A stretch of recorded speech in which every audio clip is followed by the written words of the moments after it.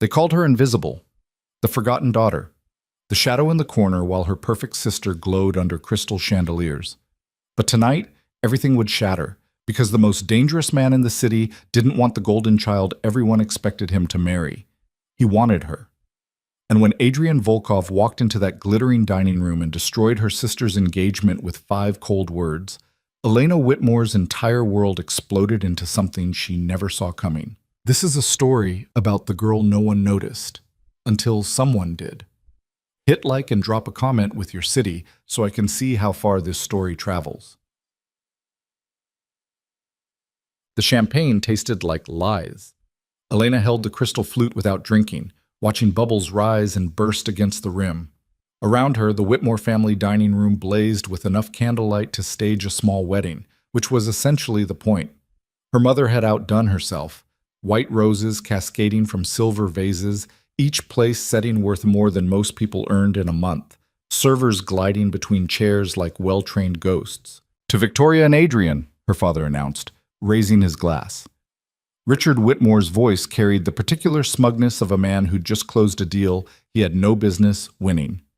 "To family, to fortune, and to a future that will elevate the Whitmore name beyond anything we've achieved."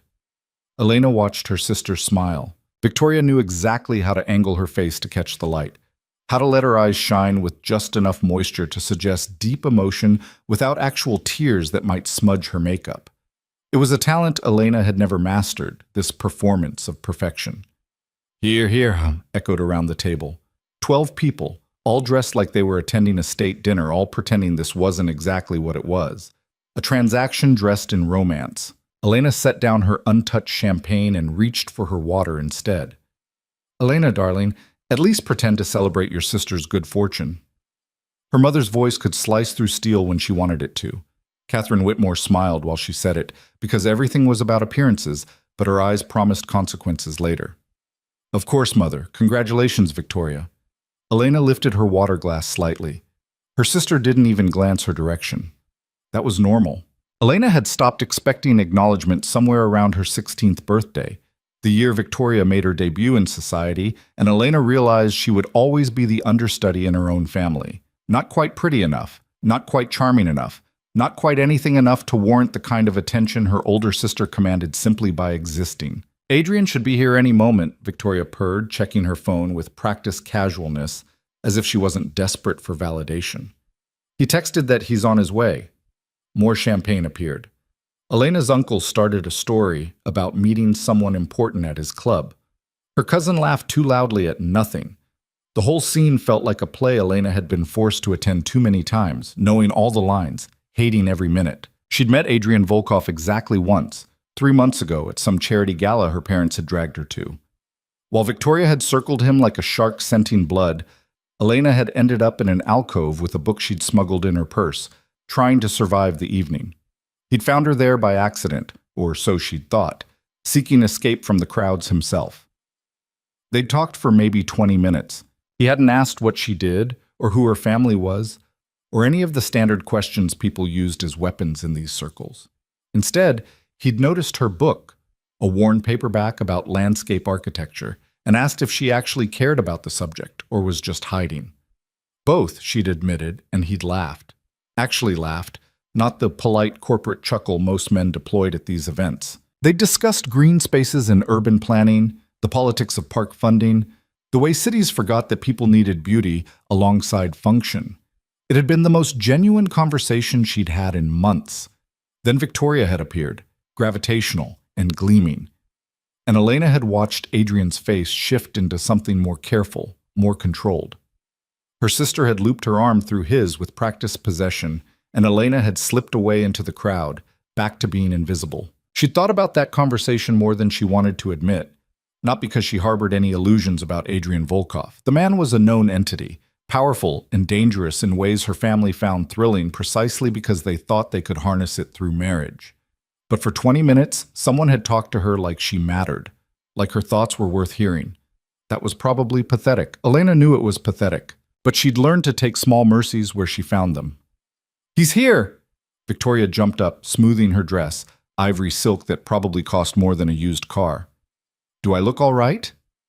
"You look perfect, sweetheart." their mother assured her, which was true. Victoria always looked perfect. It was her superpower.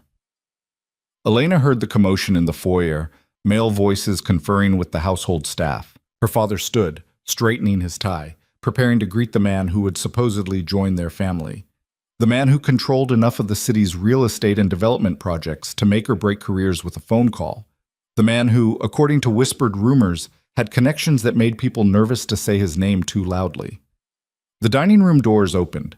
Adrian Volkov didn't walk into a room so much as change its entire atmosphere. He was tall, dark-haired, expensively dressed in a way that suggested the suit had been custom-made to precise specifications. But it wasn't the appearance that commanded attention. It was the energy, the sense that everything around him existed at his discretion, that he'd decided to grant this moment his presence rather than being obligated to attend. "Adrian, darling," Victoria moved forward, hands extended, ready to claim her prize in front of witnesses. He stopped 3 feet away from her, didn't take her hands. His expression was perfectly neutral, which somehow made the moment worse. "Victoria," his voice carried no warmth. "Mr. and Mrs. Whitmore, thank you for the invitation." Elena watched her father's smile falter slightly. This wasn't the tone of a man arriving to celebrate his engagement. This was something else entirely. "Well, don't just stand there. Come in. Sit down." Catherine gestured to the empty chair beside Victoria, the place of honor that had been waiting for him. "We have so much to celebrate, and I won't be staying for dinner." Adrian's words dropped into the room like stones into still water. "I came to handle this in person because it seemed appropriate, despite the inconvenience." Elena felt her stomach drop. She knew that tone. She'd heard it deployed in business contexts, on conference calls her father thought were private, in hallways where deals died quietly. That was the voice of someone delivering news that would not be negotiated. Handle what, exactly? Richard's corporate smile was cracking at the edges. "If this is about the prenuptial negotiations, I assure you our lawyers can—" "There won't be lawyers. There won't be a prenuptial. There won't be a wedding." Adrian's gaze moved across the assembled family with the kind of clinical assessment Elena associated with people evaluating property for demolition. "I'm ending the engagement. As of this moment, any understanding between our families is dissolved." The silence that followed could have shattered glass. Victoria's face went through several colors Elena had never seen on human skin before. Her mother looked like she'd been struck. Her father's expression shifted from confusion to rage in the span of a heartbeat. "You can't be serious." Richard's voice climbed toward anger, then forcibly corrected back toward reason. "Adrian, if there's been some misunderstanding, we can certainly discuss—" "There's no misunderstanding. I don't want to marry your daughter. I never did." Adrian's delivery was so matter-of-fact it almost sounded polite. "The arrangement was proposed by your family, and I allowed the preliminary discussions to continue longer than I should have. That was my mistake. I'm correcting it now." "How dare you?" Catherine found her voice shrill with shock. "You've humiliated Victoria in front of our entire family. You've made commitments, public statements." "I've made no public statements regarding marriage. Any announcements your family chose to circulate were premature at best, fabricated at worst." He turned to Victoria, who stood frozen like someone had paused her mid-performance. "You're attractive, accomplished, and capable. I'm sure you'll find someone more suited to your expectations, but it won't be me." Victoria's mouth opened and closed. No sound emerged. Elena had never seen her sister at a loss for words, had never witnessed the machinery of her charm grind to a halt like this. It was horrible to watch. Despite everything, despite the years of being overlooked and dismissed, Elena felt a sharp stab of sympathy. This is unconscionable. Richard moved toward Adrian like he might physically block his exit. "Do you have any idea what this will do to Victoria's reputation, to our family's standing?" "Yes." Adrian didn't step back, didn't flinch. "But that's not my concern. Your family chose to treat a preliminary conversation as a binding agreement. That was your choice. I'm making mine." "You arrogant—" Richard started, but Adrian cut him off with a look that made Elena's father actually take a step backward. "I'd suggest not finishing that sentence." The temperature in Adrian's voice dropped 20 degrees. "I came here as a courtesy, to handle this with some discretion. But if you'd prefer I make a public statement about why I'm declining this arrangement, including details about certain business practices your family has engaged in while assuming I'd overlook them due to the engagement, I'm happy to arrange a press conference. The color drained from Richard's face. Whatever Adrian was referencing, it landed like a physical blow. Catherine recovered first, switching tactics with the speed of someone used to social warfare. If this is about dowry, about the business merger terms, I'm sure we can find a more generous arrangement. It's not about money. Adrian's attention shifted, scanning the room again, and for a fraction of a second his eyes caught Elena's before moving on. It's about fundamental incompatibility. Your daughter wants a symbol to marry. I'm not interested in being symbolic. Victoria finally found words. You told me. Her voice broke, genuine hurt cracking through the performance. You said I was everything you admired in a woman. I said you were accomplished, which you are. Adrian's expression didn't soften. But admiration isn't love, and accomplishment isn't compatibility. I apologize if you interpreted professional courtesy as emotional commitment. It was brutal. Elena watched her sister crumble in real time, watched the careful architecture of Victoria's self-image collapse. Part of her wanted to look away. Part of her couldn't. Get out! Richard's voice shook. Get out of my house before I have you thrown out. I'm leaving. Adrian moved toward the door, then paused, turning back with the air of someone who'd just remembered an afterthought. Actually, there is one more matter to address before I go. I think you've done enough damage for one evening, Catherine hissed. Nevertheless, Adrian's gaze found Elena again, and this time it stayed there. I'd like to speak with your younger daughter, privately. The room went completely silent. Elena felt every eye turn toward her. Her mother's expression cycled through confusion, suspicion, and dawning horror. Victoria's face transformed into something Elena had never seen directed at her before. Pure, undiluted rage. Absolutely not. Richard moved between Adrian and Elena like he was protecting valuable property. You've insulted one daughter. You're not getting anywhere near the other. I'm asking for a conversation, not permission to damage anyone. Adrian's tone suggested he found Richard's posturing tedious. If Elena is willing to speak with me, I'd appreciate 10 minutes of her time. If not, I'll leave, and this matter is closed. Elena should have said no. Every instinct screamed at her to keep her head down, to let this disaster play out without making it worse by becoming part of it. She had perfected the art of being invisible specifically to avoid moments like this. But something in the way Adrian looked at her, not through her, not past her, but directly at her like she was an actual person whose answer mattered, made her pause. Elena, do not, her mother started. It's fine. Elena heard herself speak before she'd consciously decided to. I'll talk to him. Victoria made a sound like a wounded animal. You can't be serious, Elena. If you do this, it's just a conversation. Elena stood, legs shaky but functional. It's fine. It was not fine. Nothing about this was fine. But Elena had spent 24 years being fine, being quiet, being whatever her family needed her to be to maintain their perfect image. Maybe she had 10 minutes of not being fine left in her. The library, she told Adrian, who nodded once. She walked out of the dining room ahead of him, feeling the weight of her family's stares like hands trying to pull her back. The hallway seemed longer than usual, her footsteps too loud on marble floors. The library door was heavy oak, the kind of architectural detail her mother loved because it suggested old money they didn't actually have. Elena pushed it open and stepped inside. Adrian followed, closing the door behind them with a soft click that felt horribly final. The library was her favorite room in the house, possibly because no one else ever used it. Floor-to-ceiling shelves lined 3 walls, filled with books her parents had purchased by the yard for aesthetic purposes. A few were Elena's actual books, the ones she'd read until the spines cracked, but most were just decoration. She turned to face him, arms crossed, trying to project some kind of confidence she absolutely didn't feel. I assume you didn't just blow up my sister's engagement to discuss landscape architecture. Adrian almost smiled. Almost. No, though that was a good conversation. You remember that? I remember most things that matter. He studied her with the same intensity she remembered from that night, the sense that he actually saw what he was looking at. You've changed your hair. Elena's hand went automatically to the shorter cut she'd gotten last month. A small rebellion her mother had hated. I needed a change. It suits you better. He moved further into the room, not approaching her but shifting position enough that she could see him without craning her neck. I'm going to ask you something, and I need you to understand that I'm serious. This isn't a game. It's not revenge on your family, and it's not a whim. Okay? Elena's heart hammered against her ribs. What?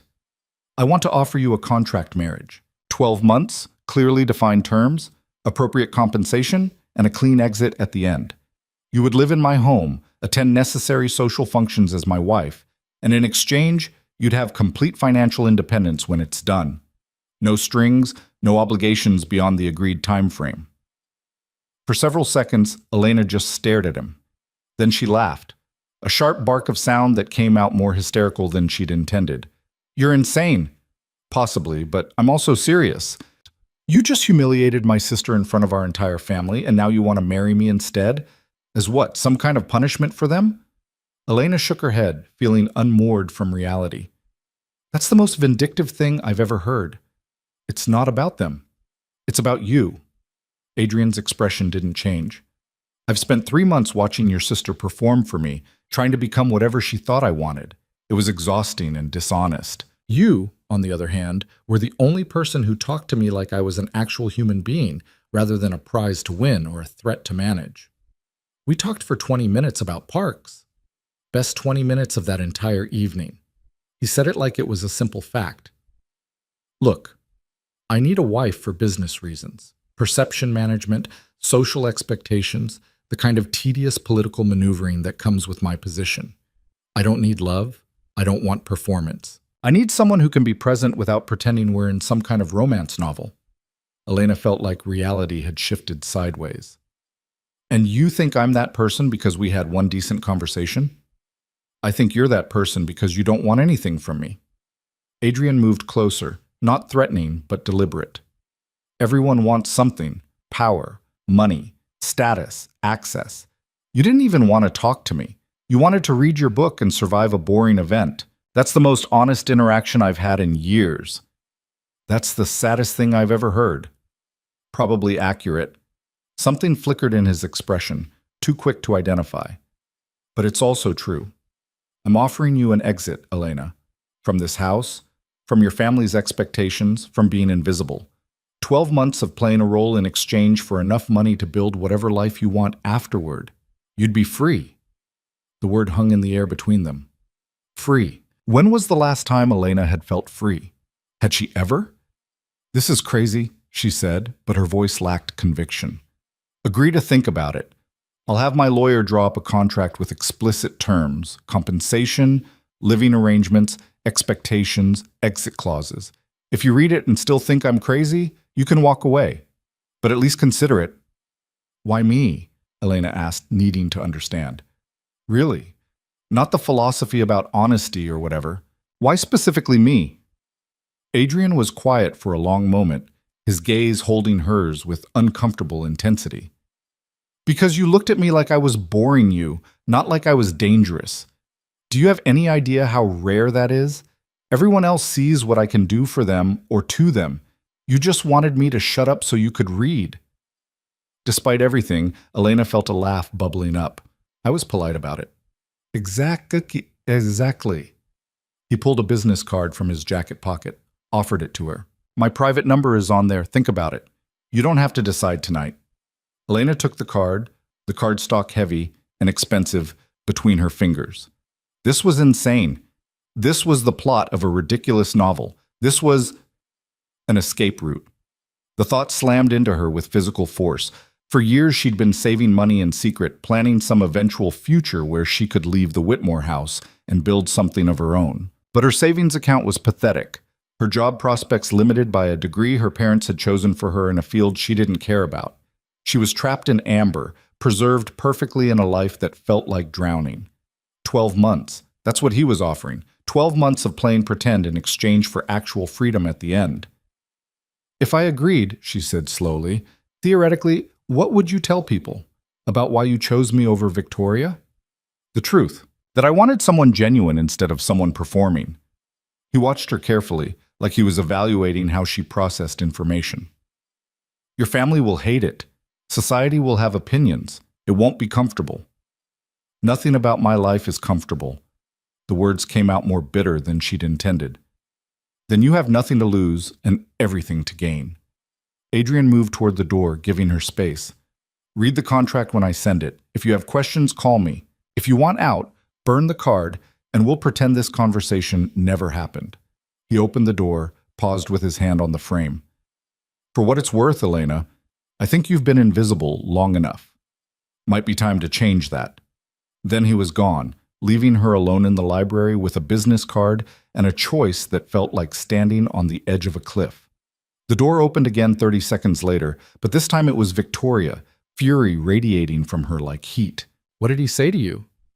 Nothing. Elena slipped the card into her pocket. He apologized for the scene. You're lying. Victoria moved closer, her perfect face twisted with something ugly. He asked to speak with you specifically. Adrian Volkov doesn't apologize, and he doesn't do anything without a reason. What did he want? Victoria, I don't. You did this. Her sister's voice climbed toward hysteria. You've always been jealous of me, always lurking in corners wishing you had what I have. And now you've somehow poisoned him against me. Elena felt exhausted suddenly, bone-deep tired of this script they'd been performing for years. I didn't do anything. I barely know the man. Then why did he want to talk to you? Why you instead of me? Victoria's hands clenched into fists. You're nobody, Elena. You're the invisible daughter, the one mother wishes didn't exist. You're supposed to stay quiet and out of the way. That's all you're good for. The words should have hurt. They'd hurt before, all the variations on this theme that Victoria had deployed over the years. But standing there with a business card in her pocket and the possibility of actual choice humming under her skin, Elena felt something shift. You're right, she said quietly. I've been invisible. Maybe I'm tired of it. She walked past her sister, out of the library, through the hallway where voices still argued in the dining room. She took the back stairs to her room, the smallest bedroom on the third floor that barely fit a bed and desk. The room they'd given her because she didn't need much space, and guests were more important. Elena sat on her bed and pulled out Adrian's card. Heavy cardstock, simple black text. A phone number she could call or never call. 12 months. Freedom. Outside her door, she heard her mother's voice raised in anger, her father's deeper tones trying to manage the crisis. The whole house felt like it was vibrating with the aftershocks of Adrian's announcement, with the social disaster that would need to be controlled, the narratives that would need to be crafted. None of it touched her. For the first time in years, Elena felt like she was standing apart from her family's chaos, watching it from a distance instead of being crushed by it. She thought about landscape architecture, about the book she'd been reading that night at the gala, about green spaces carved out of concrete jungles, places where beauty existed because someone had decided it mattered enough to fight for it. Maybe she could be her own green space. Maybe she could fight for herself. Elena picked up her phone and stared at the number on the card. She could call now, accept immediately, burn every bridge in her life before fear talked her out of it. Or she could wait for the contract, read the fine print, make a careful decision like a responsible adult. She'd been responsible her whole life. It had gotten her a room the size of a closet and a family who barely remembered she existed. Her finger hovered over the number. Then she set the phone down and opened her laptop instead. If she was going to do something this insane, she needed information. She needed to know exactly who Adrian Volkov was beyond the surface reputation, what she'd be walking into, what risks she couldn't afford to ignore. The research took 3 hours. By the end of it, Elena knew significantly more about the man who'd offered her an escape route, and none of it made her feel particularly safe. Adrian Volkov's business empire was built on calculated risks and strategic ruthlessness. People who crossed him tended to suffer consequences that were never quite provable but always devastating. He operated in legal gray areas with the confidence of someone who understood that law and justice weren't the same thing. He was dangerous. That wasn't reputation or rumor. It was documented fact, if you knew where to look. Elena should have been terrified. Instead, she felt something uncomfortably close to relief. Because dangerous meant powerful, and powerful meant he could actually deliver on the promises he'd made. If she was going to trade one cage for another, at least this one came with an exit date and a payout. At midnight, her phone buzzed. An email from an address she didn't recognize with a PDF attachment. The subject line read simply, "Contract for review." Elena downloaded the file and started reading. 27 pages. Dense legal language that required her to look up terms on every other paragraph. But the core terms were clear enough. 12 months from the date of legal marriage. Shared residence at his primary home, but separate bedrooms. Joint appearances at social and business functions as needed. Complete financial transparency on both sides. A compensation package that made Elena's hand shake when she reached the dollar amount. And termination clauses. Clear, explicit terms for ending the arrangement early if either party violated the agreement. No-fault exit options at the 6-month mark if both parties agreed. Ironclad non-disclosure agreements protecting both of them. It was the most romantic, unromantic document Elena had ever read. At the bottom, a note in plain text. My lawyer is available to answer questions. You can also hire your own attorney to review. Take whatever time you need. A V. Elena read the contract 3 more times, making notes, highlighting sections, trying to find the trap. Because there had to be a trap, didn't there? Nobody offered this kind of escape without expecting something in return. But the terms were surprisingly fair, surprisingly protective even. Almost like Adrian actually meant what he'd said about wanting an arrangement, not a victim. At 2 a.m, Elena heard footsteps outside her door. A soft knock, then her mother's voice, controlled and cold. Elena, we need to talk. She didn't answer. After a minute, the footsteps retreated. They would come back. Tomorrow there would be family meetings, consequences, demands for explanations. Victoria would play the wounded victim. Her parents would deploy guilt and obligation like weapons. The whole machinery of family pressure would grind into motion, trying to push Elena back into her designated role. But for tonight, alone in her tiny room with a contract on her laptop screen, Elena had something they couldn't take from her yet.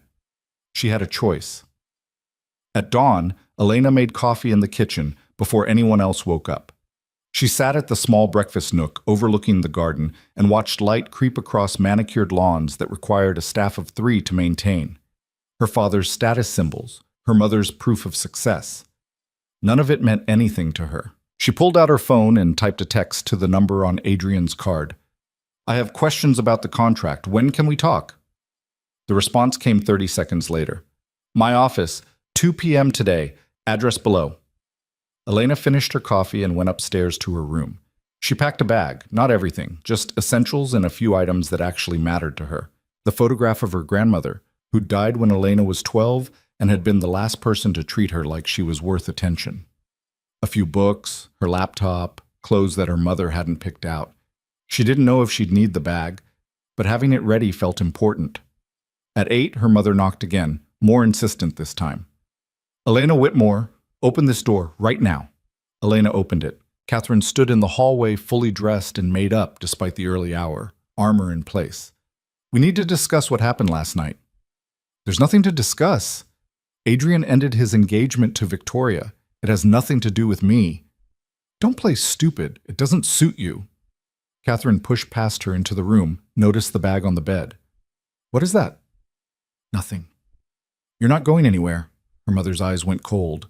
Whatever nonsense is in your head, whatever fantasy you've constructed about last night, you need to stop. Our family is in crisis because of that man's behavior, and you will not make it worse by doing something foolish. I'm 24 years old. I can do what I want. You're 24 years old with no money, no prospects, and no idea how the real world works. Catherine sat on the bed like she owned it, which technically she did. You think you're trapped here? Try surviving out there on your own. See how long your pride lasts when you can't pay rent. It was a trap Elena had felt closing around her for years. The practical reality that freedom required resources she didn't have. Her job barely paid enough to cover her personal expenses, let alone an apartment in the city. Her degree was useless. Her experience limited to positions her father had arranged with business associates. But that was before a contract offering enough money to change everything. I'll be fine, Elena said, knowing it sounded weak. You'll be a disaster and you'll come crawling back here begging for help. Catherine stood, smoothed her skirt. Whatever Adrian Volkov said to you in that library, forget it. He's playing some kind of game and you're not sophisticated enough to understand the rules. Stay away from him. That's not a request. After her mother left, Elena sat on her bed staring at her packed bag and feeling the weight of her life pressing down like gravity had suddenly increased. Maybe Catherine was right. Maybe she was being stupid, risking everything on the word of a dangerous man she barely knew. But staying meant accepting that this was all her life would ever be. This room, this family, this slow suffocation. At 1:30, Elena got dressed in her most professional outfit, a navy dress that Victoria had discarded for being too boring, and left the house. No announcement, no permission. She just walked out, bag in hand, and caught a car to the address Adrian had provided. His office was in one of those buildings that suggested money by being aggressively understated, glass and steel, but not showy about it. The lobby was all clean lines and expensive silence. The security guard checked her name against a list and directed her to a private elevator. She rode up alone, watching the city shrink below her through the glass wall. 40 stories up, the elevator opened into a reception area where a woman in her 30s greeted Elena by name and led her to a conference room with floor-to-ceiling windows overlooking the harbor. Adrian was standing by the windows when she entered, phone to his ear, finishing a conversation in what sounded like Russian. He ended the call when he saw her and gestured to the table where copies of the contract sat next to bottles of water and a legal pad. "You came," he said, like he'd genuinely wondered if she would. "I have questions."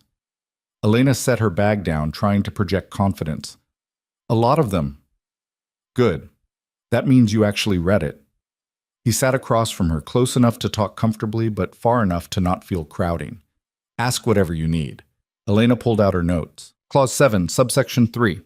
It says I'm required to attend necessary social functions, but doesn't define what that means. How many are we talking? What kind of events? For the next hour, they went through the contract line by line.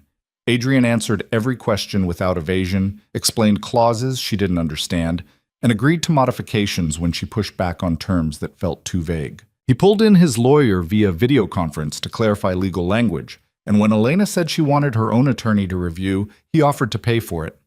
By the time they finished, Elena had filled 12 pages with notes, and her head was spinning. "Last question," she said. "Why are you really doing this? And don't tell me it's because we had a nice conversation about parks. Nobody constructs a 12-month contract marriage over 20 minutes of small talk." Adrian was quiet for a moment, his expression unreadable. Then he stood and walked back to the windows, looking out at the city spread below them. "I built everything I have by being strategic," he said finally. "Every relationship, every alliance, every decision calculated for maximum benefit. It's efficient. It works. But somewhere along the way, I forgot what it felt like to talk to someone who wasn't calculating back." He turned to face her. "You didn't want anything from me. You weren't trying to impress me or manipulate me or position yourself for advantage. You were just there, being honest about being bored. It was the most refreshing interaction I've had in years. And yes, that's pathetic. But it's also true." Elena studied him, trying to see past the careful control to whatever was underneath. "You're lonely." "Probably. But lonely with resources is better than lonely without them." He moved back to the table, picked up one of the contract copies. "This is a business arrangement, Elena. I'm not offering you romance or rescue, but I am offering you a way out of a life that's suffocating you. I saw your face last night at that dinner table. You looked like you were drowning." "I was." "So take the life raft. 12 months. We both get what we need, and then we walk away. Clean, simple, mutually beneficial." Nothing about this was simple, but Elena was tired of pretending her life was sustainable the way it was. "If I say yes," she said slowly, "my family will lose their minds. It'll be a disaster.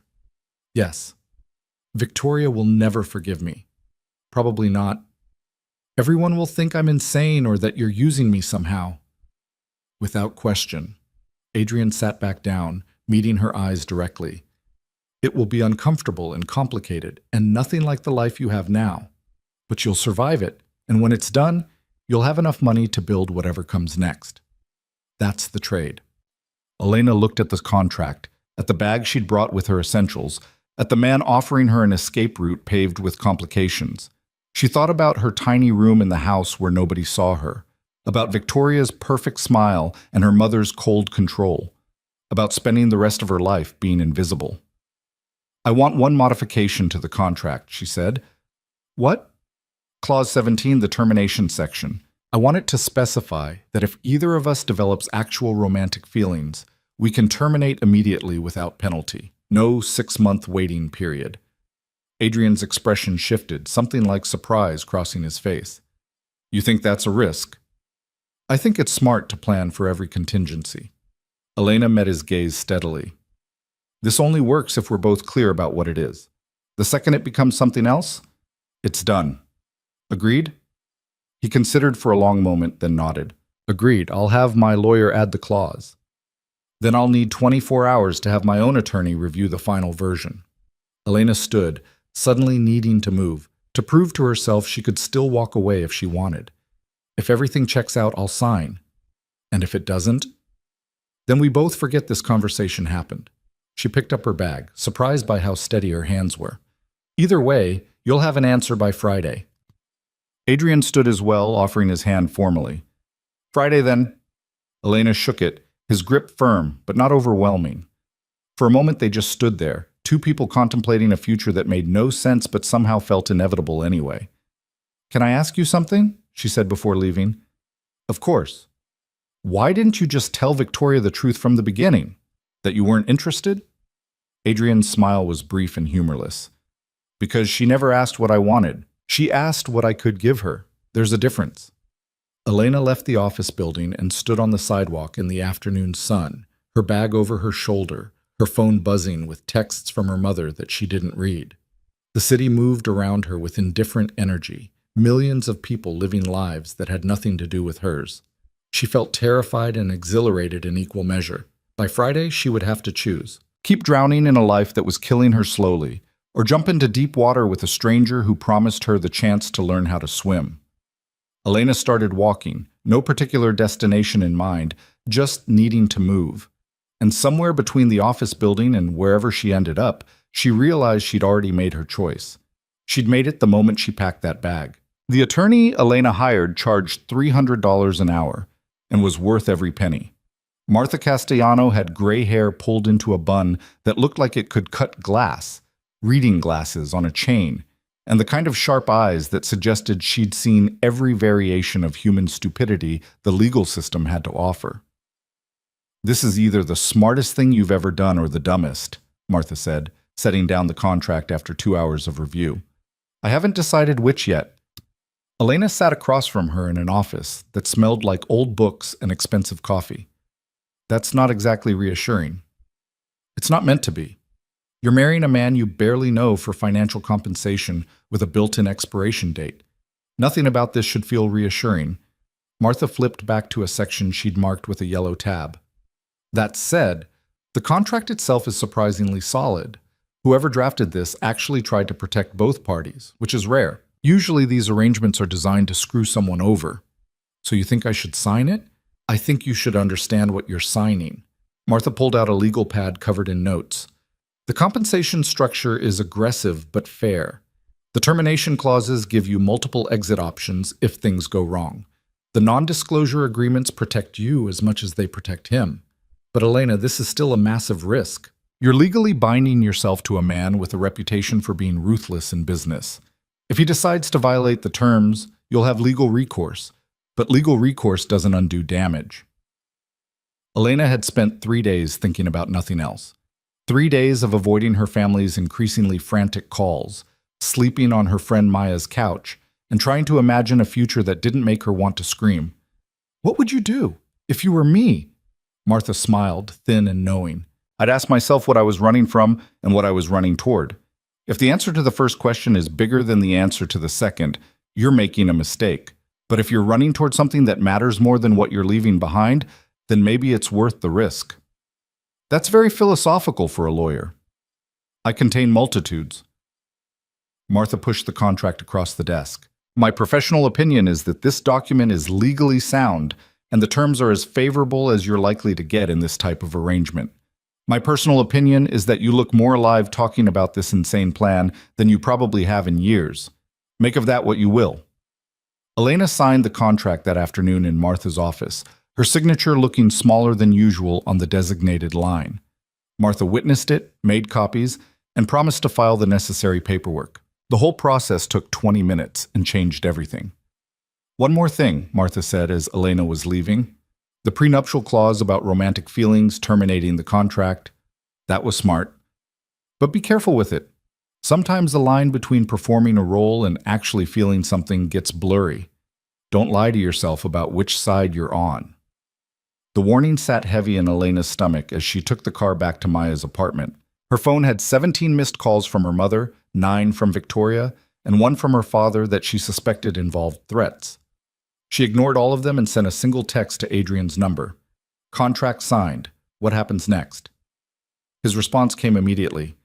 We make it legal. Tomorrow, 10 a.m., City Hall. Bring identification and the signed contract. I'll handle the rest. Elena stared at the message. Tomorrow. Less than 24 hours from now, she'd be married to a man she'd spoken to exactly twice in her life. The absurdity of it should have sent her running. Instead, she felt something uncomfortably close to relief. Maya found her sitting on the tiny balcony of the apartment, watching traffic move through the streets below. You look like you're about to either throw up or jump. Please don't do either. I signed it. Elena showed her the phone. We're getting married tomorrow. Jesus. Maya sat down hard on the other plastic chair, which creaked ominously. Okay, we're doing this. Do you have something to wear? You can't get married in jeans. It's just a legal formality. It's not like it's a real wedding. It's real enough to be binding. You're wearing something decent. Maya stood with the determination of someone who decided to solve a problem through action. Come on, we're going shopping. Maya, I don't have money for my treat. Consider it a wedding present for the most insane decision you've ever made. She pulled Elena to her feet. Besides, if you're doing this, you're doing it right. You walk into that city hall looking like you chose this, not like you're being led to execution. They found a dress in a small boutique that Maya knew about, cream-colored and simple but well-cut enough to look intentional. The saleswoman asked if it was for a special occasion, and Maya said courthouse wedding, with enough enthusiasm that the woman offered them champagne neither of them drank. Back at the apartment, Elena tried on the dress again and looked at herself in Maya's full-length mirror. She looked like someone playing dress-up in someone else's life. Or maybe she looked like someone who was finally stepping into a life that fit. You're sure about this? Maya asked, watching her from the doorway. Because you can still back out. You can stay here, find a job, build something different. You don't have to marry a stranger to escape your family. I'm not just escaping them, I'm buying time to figure out who I am without them. Elena turned away from the mirror. 12 months, that's all this is. 12 months of space to breathe and enough money at the end to actually start over. And if it goes wrong, then at least I'll have tried something instead of suffocating quietly in that house for the rest of my life. Elena sat on the bed, suddenly exhausted. I'm tired of being invisible, Maya. I'm tired of being the daughter nobody wanted, the sister everyone forgot about. Maybe this is stupid, but it's mine. I'm choosing it. That has to count for something. Maya sat beside her, shoulder to shoulder, in the way they'd been since college, when Elena had been the quiet roommate, and Maya had been the extrovert who'd decided they were friends whether Elena liked it or not. It counts, and I've got your back, whatever happens, but please, for the love of everything, be careful. This Adrian guy might seem reasonable now, but power makes people weird. Don't forget that. Elena didn't sleep that night. She lay on Maya's couch, staring at the ceiling and thinking about all the ways this could destroy her. By dawn, she'd cataloged at least 30 catastrophic outcomes and still couldn't make herself regret the decision. At 9, she got dressed in the cream dress and shoes Maya had insisted she buy. She did her makeup carefully, trying to look like someone who knew what they were doing. The result was somewhere between competent adult and terrified imposter, but it would have to do. Adrian texted at 9:30. Car's outside whenever you're ready. Elena grabbed her bag, hugged Maya hard enough to crack ribs, and walked down to the street where a sleek black car waited. The driver opened the door without comment, and she slid into leather seats that probably cost more than her entire wardrobe. The drive to City Hall took 15 minutes through morning traffic. Elena watched the city pass by the tinted windows and tried to convince herself this was real, that she was actually doing this, that in less than an hour she'd be legally married to Adrian Volkov. He was waiting on the steps when she arrived, dressed in a dark suit that made him look even more intimidating than usual. But when he saw her get out of the car, something in his expression shifted. Not quite a smile, but something softer than his usual controlled neutrality. "You look nice," he said, which was possibly the most generic compliment in existence, but somehow felt genuine. "Thanks. You too." Elena climbed the steps to stand beside him, clutching her bag like a lifeline. "I'm completely terrified." "Good. That means you're paying attention." He gestured toward the entrance. "We have an appointment with a clerk in 10 minutes. It'll be quick. Basic vows, signatures, legal documentation. Then we're done." "Just like that?" "Just like that." He started walking and she followed through security and down hallways that smelled like government buildings everywhere, cleaning products and old paper and bureaucratic indifference. The clerk was a woman in her 50s who'd clearly processed so many marriages that romance had been completely drained from the concept.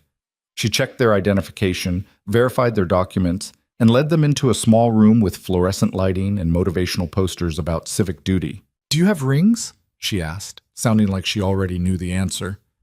"No," Adrian said. "That's fine. You can exchange them later if you want." She pulled out a laminated card with text on it. "This is the standard ceremony, takes about 5 minutes. If you want to add personal vows or anything special, now's the time to say so." Elena looked at Adrian. He looked back. Neither of them said anything. "Standard it is." The clerk positioned them facing each other and started reading in a monotone that suggested she'd done this 10,000 times and would do it 10,000 more. "We are gathered here today to join this man and this woman in matrimony." Elena barely heard the words. She was too busy trying to process the surreal reality of standing in a government office with terrible lighting, marrying a man she'd had exactly 3 conversations with, burning down her entire life for a chance at something different. "Do you, Adrian Volkov, take this woman to be your lawfully wedded wife?" the clerk asked. "I do." His voice was steady, unremarkable, like he was confirming a business transaction. "Do you, Elena Whitmore, take this man to be your lawfully wedded husband?" This was it. Last chance to run, to say no, to choose safety over risk. Elena could feel her heartbeat in her throat, could hear Maya's warning about power making people weird, could imagine her mother's face if she ever found out about this. "I do," she said, and the words felt like stepping off a cliff. The clerk produced a document that needed signatures. Elena signed her name next to Adrian's, their handwriting looking strange together on the page. His bold and aggressive, hers smaller and more careful. The clerk witnessed it, stamped it, and handed them both copies. "Congratulations, you're legally married. Next appointment is in 5 minutes, so if you could..." They left before she finished the sentence, walking back through the hallways in silence. Elena clutched her copy of the marriage certificate and tried to make sense of what had just happened. She was married. Legally, officially married to Adrian Volkov. The most ridiculous, impulsive, terrifying thing she'd ever done, completed in less time than it took to order coffee. Outside on the steps, Adrian turned to her. "There's a car waiting to take you to the house.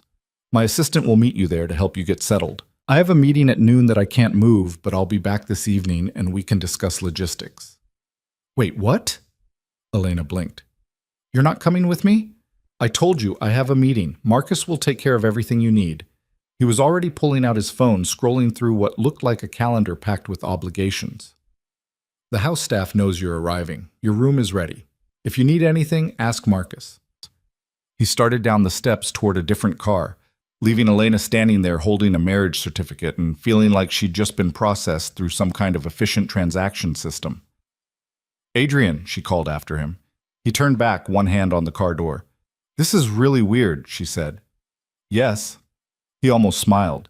"But we agreed to weird. See you tonight." Then he was gone, the car pulling away into traffic, and Elena was left with a driver named Marcus who looked like he could bench press a truck and had the emotional expressiveness of a rock. "Mrs. Volkov," Marcus said, opening the passenger door of the other car. "If you're ready." Mrs. Volkov. The name hit her like cold water. That was her now, at least legally. Elena Volkov. She'd been Elena Whitmore for 24 years, and in the space of 5 minutes with terrible lighting, that identity had been overwritten. The drive to Adrian's house took 40 minutes, leaving the city center and heading into the kind of neighborhood where the properties had names instead of addresses. They turned onto a private road that wound through manicured grounds, and then the house came into view. A modern construction of glass and stone that managed to look both imposing and somehow understated. Mr. Volkov designed it himself, Marcus offered, the first voluntary information he'd provided. Worked with architects for 2 years to get it right. Elena stared at the building. It looked like the kind of place that belonged in architecture magazines, all clean lines and expensive materials. Nothing like the Whitmore house with its desperate attempt at old money aesthetics. This was new money that didn't apologize for itself. Marcus parked in a circular driveway where a woman in her 60s waited by the front entrance. She had steel gray hair and a practical cut, and the kind of face that suggested she'd managed households for powerful people and wasn't impressed by much. Mrs. Volkov, the woman said as Elena got out of the car. I'm Sarah Chen, the house manager. Welcome. I'll show you to your quarters and explain how things work here. Elena followed her inside, her shoes clicking on floors that looked like polished concrete. The interior was minimalist but not cold. High ceilings, carefully chosen furniture, art that actually meant something instead of just filling space. It felt like a place someone actually lived, not a showroom. The main living areas are on this floor, Sarah explained, leading her through rooms that flowed into each other with architectural intention. Kitchen, dining room, library, Adrian's office, which is off limits unless he invites you in. The second floor has the bedrooms. Yours is on the east side, his is on the west. You each have your own bathroom and sitting room. There's a gym in the basement, a pool out back, and the gardens if you want privacy. They climbed a floating staircase to the second floor, where Sarah opened a door into what she'd called Elena's quarters. The room was easily 3 times the size of her bedroom at the Whitmore house, with floor-to-ceiling windows overlooking the gardens and furniture that looked both expensive and comfortable. The bathroom was all marble and glass. The closet was bigger than some apartments, and there was a sitting room with a desk and bookshelves that made Elena's chest tight with something like longing. Your things from Miss Rivera's apartment are being delivered this afternoon, Sarah said. But Mr. Volkov asked me to make sure you had everything you needed immediately. There's clothing in the closet in your size, basics to start. You can shop for more when you're settled. Toiletries in the bathroom. If anything's wrong, tell me and I'll fix it. Elena walked to the window and looked out at gardens that someone clearly spent a fortune maintaining. This is surreal. Yes, I imagine it is. Sarah's tone was dry, but not unkind. Mr. Volkov explained your arrangement. I've worked for him for 8 years, and I can tell you he's demanding, but fair. Follow the household rules, respect his privacy, and you'll be fine. What are the household rules? Don't go in his office without permission. Don't discuss his business with anyone outside this house. Don't make commitments or promises on his behalf. Keep your quarters as you like, but respect the common spaces. Dinner is at 7 when he's home, but you're not required to eat together unless there's a social function. The staff includes myself, Marcus, who you met, a chef, a housekeeper, and a gardener. We're all discreet and we're all loyal to Adrian. Questions? Elena had about 1,000 questions, but most of them weren't the kind Sarah could answer. When will I meet the rest of the staff? They'll introduce themselves as needed. We're here to make your life easier, not to intrude. Sarah moved toward the door. I'll leave you to settle in. If you need anything, there's an intercom system. Press the button by the door and someone will respond. Dinner's at 7 if you'd like to join Adrian, or I can have something sent to your room. After Sarah left, Elena sat on the edge of the bed and tried to process the fact that this was her life now. This room, this house, this arrangement with a man she'd married in a government office with fluorescent lighting. Her phone buzzed. 17 new messages, all from her family. She'd been ignoring them for days, but they were getting more frantic. The most recent was from her father. Elena, this has gone on long enough. Come home immediately, and we'll discuss your behavior like adults. Her behavior, like she was a misbehaving child instead of a grown woman who'd made a choice. She opened a text window to her mother and typed, I'm not coming home. I'm married. Don't contact me again. She sent it before she could talk herself out of it, then turned off her phone and threw it in a drawer. The afternoon stretched out in strange silence. Elena unpacked the few things Marcus delivered from Maya's apartment, explored her new quarters, and tried to make sense of the luxury she was apparently supposed to just accept as normal now. The closet did have clothes in her size. Casual pieces, nothing fancy, but all good quality. The bathroom had products she actually liked, which meant someone had done research. It felt invasive and thoughtful in equal measure.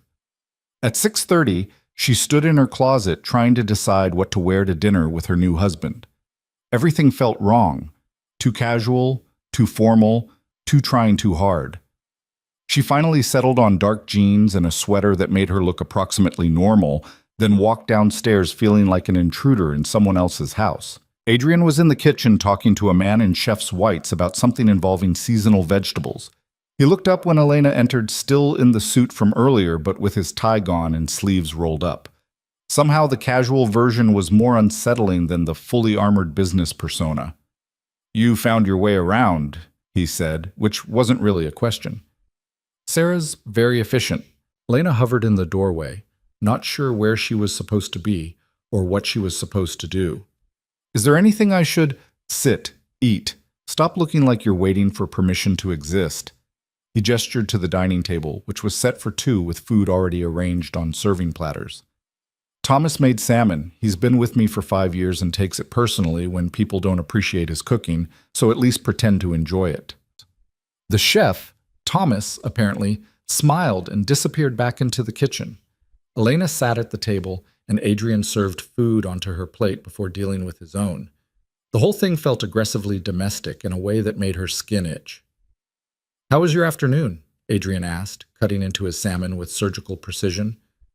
"Weird. Disorienting. I turned off my phone because my family won't stop calling." Elena pushed food around her plate. "How was your meeting?" "Productive. Boring. The usual." He ate like someone who'd learned efficiency mattered more than enjoyment. "Your family will escalate. They'll show up here eventually, or they'll try to contact you through other channels. When they do, you decide how to handle it. I won't interfere unless you ask me to. They're going to lose their minds when they find out I married you." "They already lost their minds when I ended the engagement with Victoria. This is just the second act." Adrian set down his fork and looked at her directly. "You need to understand something, Elena.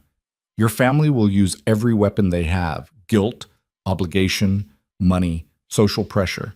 They'll tell you I'm manipulating you, that you've made a mistake, that you're ruining your life, that they might even be right about some of it. But you signed a contract that gives you options. Don't let them make you forget that." Elena took a bite of salmon, which was actually incredible, but she could barely taste it. "Why are you being nice about this? You could just tell me to deal with it myself." "I could, but we're in this together for the next 12 months, and it's easier if you're not miserable." He went back to eating. "Besides, I have experience with families that function like businesses. I know how they operate."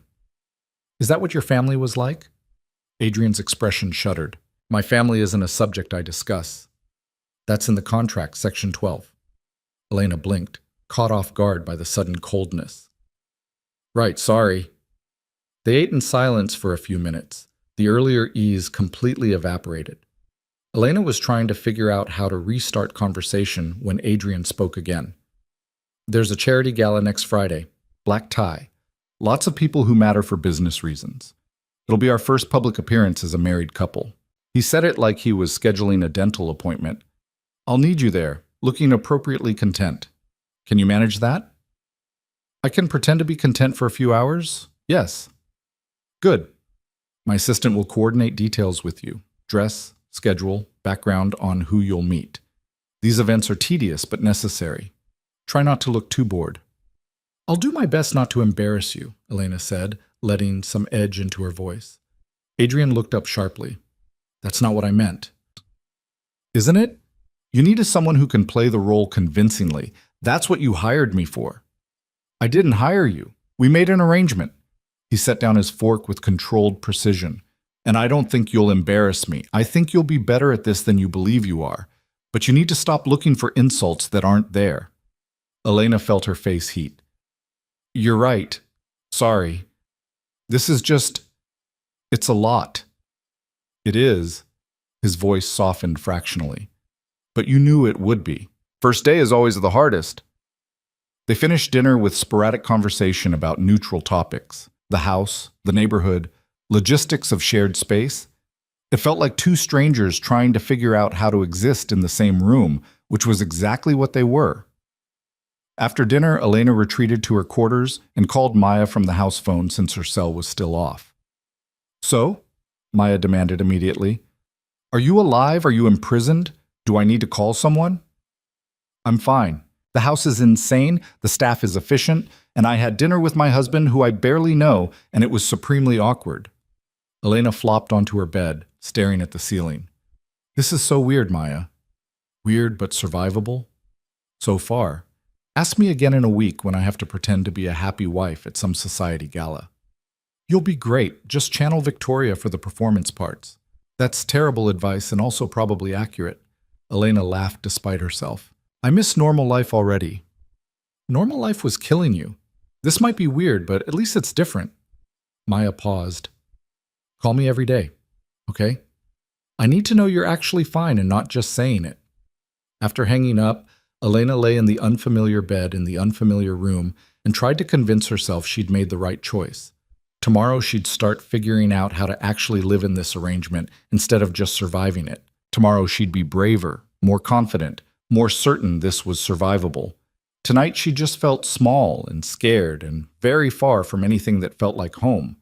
She must have fallen asleep eventually because she woke to sunlight streaming through windows she'd forgotten to cover and the disorienting realization that everything from yesterday had actually happened. She was married. She lived in Adrian Volkov's house.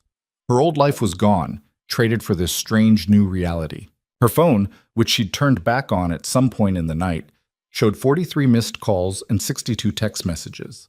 Most were from her family, escalating from confused to angry to threatening. But 3 were from Victoria, and those she made herself read. The first, how could you do this to me? The second, everyone knows you married him. You're a joke, a pathetic replacement. The third, I hope you're happy destroying this family. You were always jealous, and now you've proven it. Elena deleted them all and blocked the number. She couldn't handle Victoria's rage on top of everything else. A knock on her door made her jump. Come in? Sarah entered with a tray, coffee, fruit, pastries that smelled incredible. Mr. Volkov asked me to let you know he's in meetings all day, but he'll be home for dinner. His assistant Claire will call you at 10 to discuss the gala preparations. Is there anything you need? Actually, yes. Is there a car I can use? I need to get out of the house for a few hours. Sarah nodded. Marcus can drive you anywhere you'd like. Just let him know when you're ready. Elena spent the morning in a coffee shop with her laptop, researching Adrian more thoroughly now that she was legally tied to him. The business empire was even more complex than she'd realized. Real estate development, venture capital, strategic investments in technology companies. He sat on 3 corporate boards, chaired 2 charity foundations, and had a reputation for being brilliant and utterly ruthless in negotiations. There were photos from various events, always with beautiful women on his arm who looked decorative and forgettable. Never the same woman twice. No serious relationships mentioned anywhere. It was like he'd systematically avoided anything that looked like actual emotional connection, which made sense, given what he'd told her about calculating every relationship. But it was still depressing. Claire called at 10 exactly, her voice crisp and efficient. Mrs. Volkov, I'm Adrian's assistant. I'll be coordinating your schedule for public events.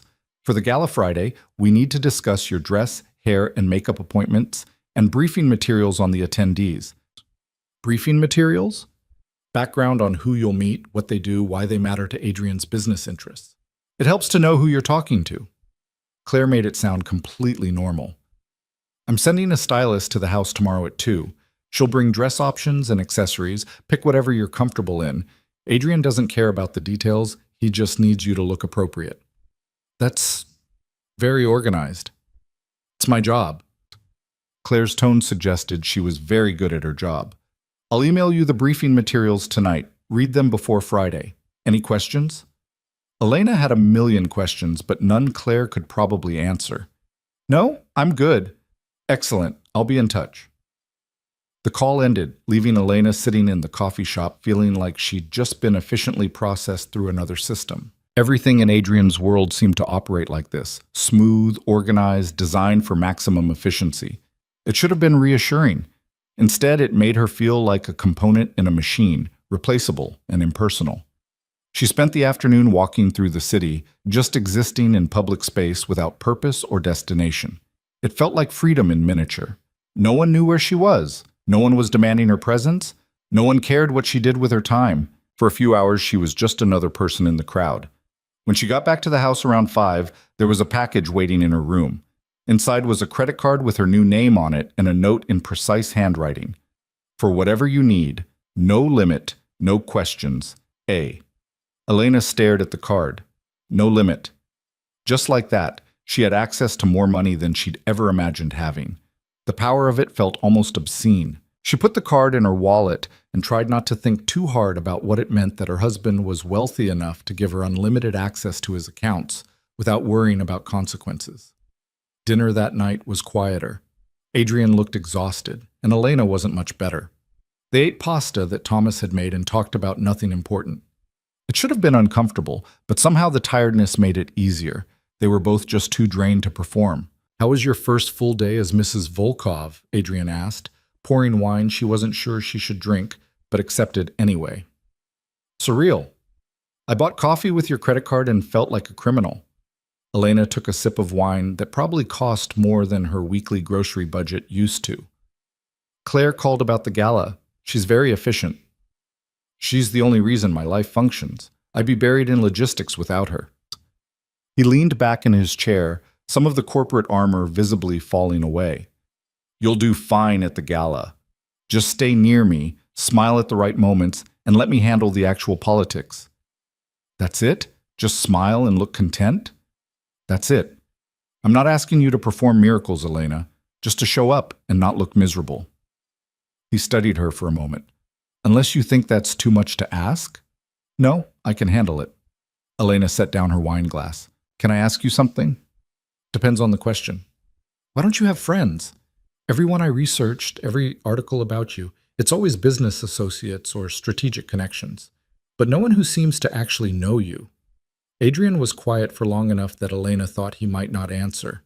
Then he said, "Because friendship requires trust, and trust is a liability I can't afford." "That's incredibly lonely." "Yes, but loneliness is predictable.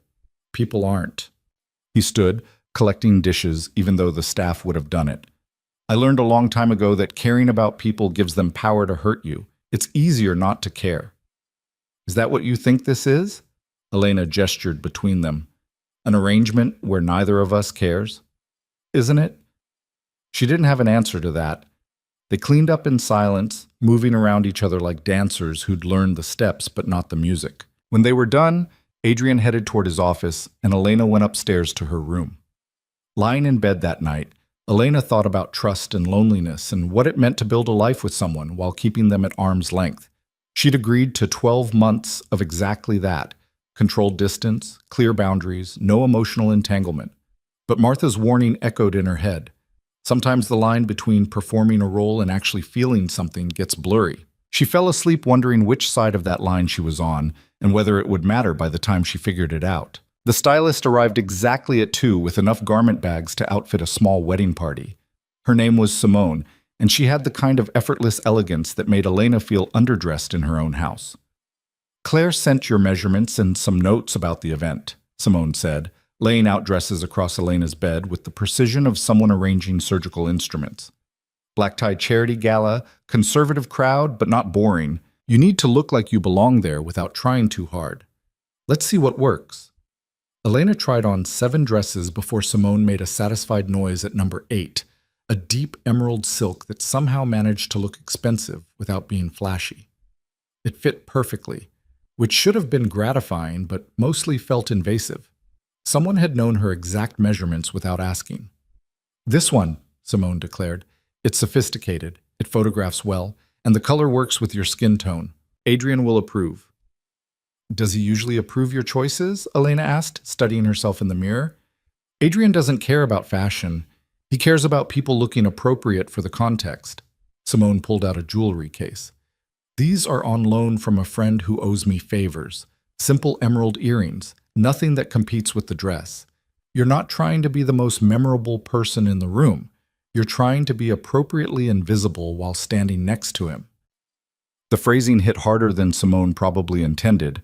Appropriately invisible. Elena had spent her whole life mastering that particular skill, and now she was being paid to deploy it professionally. After Simone left with the rejected dresses and a promise to send shoes, Elena found the briefing materials Claire had emailed. 43 pages of background on people who would be at the gala. Who they were, what they did, how they connected to Adrian's interests, what topics to avoid. It read like intelligence files, which was probably intentional. She was halfway through memorizing details about a real estate developer named Marcus Chen when Adrian appeared in her doorway, still in a suit from whatever meeting had consumed his afternoon. "Simone found something that works?" he asked. "Apparently. She said you'd approve, which I'm trying not to overthink." Elena closed her laptop. "Do you always have your assistant send 40-page briefings about party guests?" "Only for events where the conversations matter." He leaned against the doorframe, looking tired in a way that made him seem almost human. "Did you read the section on Senator Morrison? The one who's blocking your development project in the financial district?" "Yes." "His wife will be there, Caroline Morrison. She's the actual power in that relationship, and she likes landscape architecture." Adrian's expression shifted into something calculating. If you can get her talking about urban green spaces, she might soften her position on the project, or at least stop actively campaigning against it. Elena stared at him. "You want me to manipulate a senator's wife using my knowledge of parks? I want you to have an authentic conversation about something you're genuinely interested in. If it happens to benefit my business interests, that's just efficient." He said it like it was completely reasonable. "You don't have to if you're uncomfortable, but you're better equipped to talk to Caroline Morrison than I am." "Because she likes plants and I'm female?" "Because she's tired of people trying to impress her with political maneuvering, and you actually care about the subject instead of using it as a tool." Adrian pushed off the doorframe. "But like I said, your choice. I won't force you to work angles you're not comfortable with." After he left, Elena sat with the wrongness of it. He was asking her to use genuine interest as a manipulation tactic, which was somehow more disturbing than if he'd just asked her to lie. But he'd also given her the option to refuse, which suggested boundaries she hadn't expected. She went back to the briefing materials and read the section on Caroline Morrison more carefully. The woman had a master's degree in environmental policy, sat on 3 conservation boards, and had successfully blocked 2 major development projects for environmental reasons. She wasn't someone who could be easily charmed or manipulated, which meant Adrian was either testing Elena's abilities or genuinely believed a real conversation might achieve what political pressure couldn't. She wasn't sure which possibility was more unsettling. The next 3 days developed a rhythm that felt almost normal if Elena didn't think about it too hard. Adrian left early for meetings, came home for dinner most nights, and they'd eat while discussing neutral topics that required no emotional investment. He asked about her day like it was a box to check. She asked about his work, and he gave her edited summaries that revealed nothing important. They were 2 people sharing space efficiently, nothing more. Except sometimes Elena would catch him watching her when he thought she wasn't paying attention, his expression unreadable. And sometimes she'd find herself listening for his footsteps in the hallway, tracking his presence in the house without meaning to. The line between performance and reality was getting blurry exactly the way Martha had warned, and Elena wasn't sure what to do about it. Friday arrived with the weight of an execution date. Elena spent the morning trying not to panic about the evening ahead, then gave up and called Maya for a pep talk. "You're going to be fine," Maya said with the confidence of someone who wouldn't be there. "You're smart, you're prepared, and you look amazing in that dress based on the photo you sent. Just remember, you belong there as much as anyone else." "I absolutely don't belong there. You're married to Adrian Volkov. That makes you exactly as legitimate as every other society wife in the room." Maya paused. "Okay, that sounded more empowering in my head. But you know what I mean? Don't let them make you feel small." The hair and makeup team arrived at 4. 2 women who transformed Elena's face into something camera-ready while discussing the guest list like they were planning military strategy. By 6, she looked like a polished version of herself, recognizable but elevated, which was apparently the goal. Adrian knocked on her door at 6:30, already dressed in a tuxedo that probably cost more than a used car. He stopped when he saw her, something flickering across his expression too quickly to identify. "You look good," he said, which was such an understatement, it almost made Elena laugh. Simone and a team of professionals deserve the credit. She picked up the small clutch that matched her dress. "Ready to go perform for important people?" "As ready as I ever am." He offered his arm with the formality of someone who'd learned proper etiquette and found it tedious. "Remember, you don't have to impress anyone. Just be present, and don't look miserable. Everything else is optional." The gala was being held at one of those historic mansions that rich people rented for events to suggest they had old money. The driveway was clogged with expensive cars, and photographers lined the entrance waiting for photo opportunities. Adrian kept his hand on the small of Elena's back as they walked the gauntlet, his touch light but proprietary. "Smile," he murmured as cameras flashed. "This is the easy part." Inside, the mansion was exactly what Elena expected. Crystal chandeliers, classical music played by an actual string quartet, waiters circulating with champagne and appetizers that cost more than they should. People glittered in designer clothes and jewelry that could fund small countries, all performing wealth and importance with practiced ease. "Adrian, finally!" A woman in her 50s materialized beside them, kissing Adrian on both cheeks with the confidence of someone who'd known him forever. "And you must be the mysterious bride everyone's been whispering about." "Catherine Hayes, Elena Volkov," Adrian said smoothly. "Catherine runs the foundation we're here to support tonight." "Lovely to meet you." Catherine's smile was warm, but her eyes were assessing. "I have to say, when I heard Adrian had gotten married, I nearly fell over. He's been avoiding commitment for as long as I've known him." "Sometimes the right person changes your perspective," Elena said, the lie coming easier than expected. "Clearly." Catherine's gaze moved between them like she was trying to solve a puzzle. "Well, welcome to the circus. These events are tedious but necessary. At least the wine is good." She floated away to greet other guests, and Adrian leaned close enough that Elena could smell his cologne. "Well done. Catherine's approval matters." "I'm not sure she approved." "She looked suspicious." "She's always suspicious. That's why she's good at her job." He snagged 2 glasses of champagne from a passing waiter, handed one to Elena. "See the couple by the fireplace? That's Senator Morrison and his wife Caroline. When there's an opening, I'll introduce you." Elena sipped champagne and tried to quiet the anxiety climbing her throat. She'd spent 3 days memorizing information about these people, preparing for conversations that mattered for reasons she barely understood. It felt like preparing for an exam in a subject she'd never studied. The next hour was a blur of introductions and small talk. Adrian moved through the crowd with practiced efficiency, making connections and managing relationships with the same strategic precision he probably applied to business deals. Elena played her role, smiled at appropriate moments, made neutral comments about the venue and the cause, and tried not to look as out of place as she felt. Then Adrian guided her toward the Morrisons with the subtle pressure of his hand on her back. "Senator, Mrs. Morrison, good to see you both," Adrian said with exactly the right amount of warmth, friendly but not familiar. "I wanted to introduce my wife, Elena." Senator Morrison was a barrel-chested man with a politician's handshake and eyes that calculated advantage. His wife Caroline was smaller, more subtle, with the kind of face that suggested she listened more than she spoke. "Congratulations on your marriage," Caroline said, her tone neutral. "It was quite sudden, wasn't it?"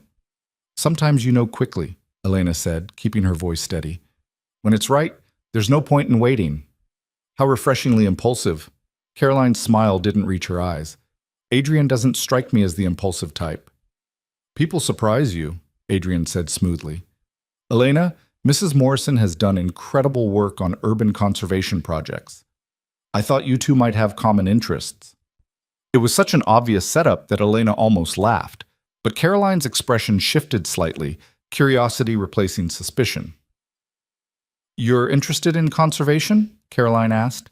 "Landscape architecture specifically, urban green spaces, sustainable design, that kind of thing." Elena decided honesty was less exhausting than performance. I know it's not exactly glamorous dinner party conversation, but I find it more interesting than most topics people want to discuss at these events. Caroline laughed, a genuine sound that made her whole face change. Finally, someone who admits these things are boring. What's your position on the Bryant Park restoration project? I've been following the debate about native versus ornamental plantings. They fell into conversation that had nothing to do with Adrian's business interests and everything to do with the actual subject. Caroline had opinions about biodiversity and public access, about the politics of park funding and the challenge of maintaining green spaces in dense urban environments. Elena forgot to be nervous and just engaged with someone who actually cared about the same things she did. Adrian and the senator drifted away to discuss something else, leaving Elena and Caroline standing by a window overlooking the mansion's gardens. Your husband is trying to use you to soften my position on his financial district project, Caroline said after they'd exhausted the topic of park design. She said it matter-of-factly, without accusation. Elena felt her face heat. Yes, probably. He's very strategic about everything. And yet here you are, having an actual conversation instead of deploying the strategy. Caroline studied her with sharp eyes. That's interesting. I'm not very good at manipulation. It seems exhausting. It is exhausting. That's why I appreciate when people just talk like human beings. Caroline sipped her wine.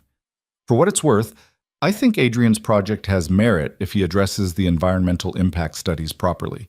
But the way he's been approaching it, all legal pressure and political maneuvering, makes me want to block it on principle. Have you told him that? He doesn't listen. Men like your husband hear resistance and think the solution is more pressure. Caroline's expression was knowing. Maybe you can explain it to him in terms he'll actually process. Sometimes the direct approach works better than the strategic one. After Caroline excused herself to greet other guests, Elena stood alone by the window trying to figure out if she'd just been given a gift or a test. Probably both. You're good at this, said a voice beside her, and Elena turned to find a man in his 30s with expensive glasses and the kind of smile that suggested he knew things other people didn't. Sorry, I'm David Reeves. I work with Adrian occasionally on technology investments. Elena Volkov. The name still felt strange in her mouth. I know. Everyone here knows who you are. You're the mystery wife who appeared out of nowhere. David's tone was friendly but probing. I have to admit, I'm curious how you ended up with Adrian. He's been determinedly single for as long as I've known him. We met at a charity event, talked about parks. Turns out we had more in common than expected. Elena delivered the prepared story with what she hoped was convincing casualness. Parks? That's possibly the most boring meet-cute I've ever heard, which somehow makes it more believable. David laughed. Although I have to say the timing is interesting. Right after the whole situation with Victoria Whitmore fell apart. Elena felt ice slide down her spine. I'm not sure what you mean. Just that it's a neat coincidence. Adrian ends one engagement and immediately marries someone else from the same family. People are going to speculate. He said it lightly, but there was an edge underneath. I'm not suggesting anything improper, of course, just observing that optics matter in our circles. Then they can speculate all they want. Elena kept her voice level. My relationship with Adrian has nothing to do with my sister. Of course not. David's smile widened. I'm sure it's exactly as simple as you say. Well, lovely to meet you, Elena. I'm sure we'll see more of each other. He walked away, leaving Elena gripping her champagne glass hard enough to risk breaking it. The conversation had been polite, friendly even, but it carried an unmistakable message. People were watching, judging, looking for weakness. Adrian appeared beside her minutes later, reading her tension immediately. What happened? David Reeves happened. He was very polite while implying our marriage is suspicious timing. Elena set down her champagne before she actually did break the glass. Is everyone here this passive-aggressive, or is it just special treatment for the mysterious new wife? Everyone's like this. It's how these circles function, attack without attacking, probe for vulnerability while maintaining plausible deniability. Adrian's jaw tightened. What did he say exactly? Elena repeated the conversation, watching Adrian's expression go cold in a way that made her remember exactly how dangerous he could be when he wanted. I'll handle David, he said quietly. Don't. It'll just make it worse, make me look like I need protecting. Elena surprised herself with the firmness in her voice. I can deal with speculation and gossip. I grew up with Victoria. I know how this works. Adrian looked at her for a long moment, something shifting in his expression. All right. But if anyone crosses the line from speculation to actual harassment, tell me. They stayed another hour, making the rounds and playing their roles. Elena talked to more people than she could keep track of, smiled until her face hurt, and tried to ignore the weight of speculation following her around the room. By the time they left, she was exhausted in a way that had nothing to do with physical tiredness. In the car on the way home, Adrian was quiet, staring out the window at the city lights. You did well tonight, he said finally. Better than well. Caroline Morrison actually smiled when she talked to you, which is more than I've managed in 3 months of negotiations. She thinks you're too aggressive, that you'd get further with direct honesty than legal pressure. Adrian turned to look at her. She told you that? Yes. She also said your project has merit if you address the environmental concerns properly. Elena leaned her head back against the seat. I think she was testing to see if I'd actually tell you, or if I'd keep it to myself to have leverage. And you're telling me because? Because manipulation is exhausting, and I'm too tired to play games. Elena closed her eyes. Also because she's probably right. You do come across as overly aggressive. She expected him to bristle at the criticism, but instead he laughed. A real laugh, not the corporate version. That's possibly the most honest feedback I've gotten in years. Everyone else just tells me what they think I want to hear. Would you prefer I do that? No. He said it with unexpected force. No, I wouldn't. They drove the rest of the way in comfortable silence, which felt like progress of some kind. When they arrived home, Elena kicked off the expensive shoes Simone had sent and immediately felt 3 inches shorter and significantly more human. Thank you, Adrian said as they stood in the foyer.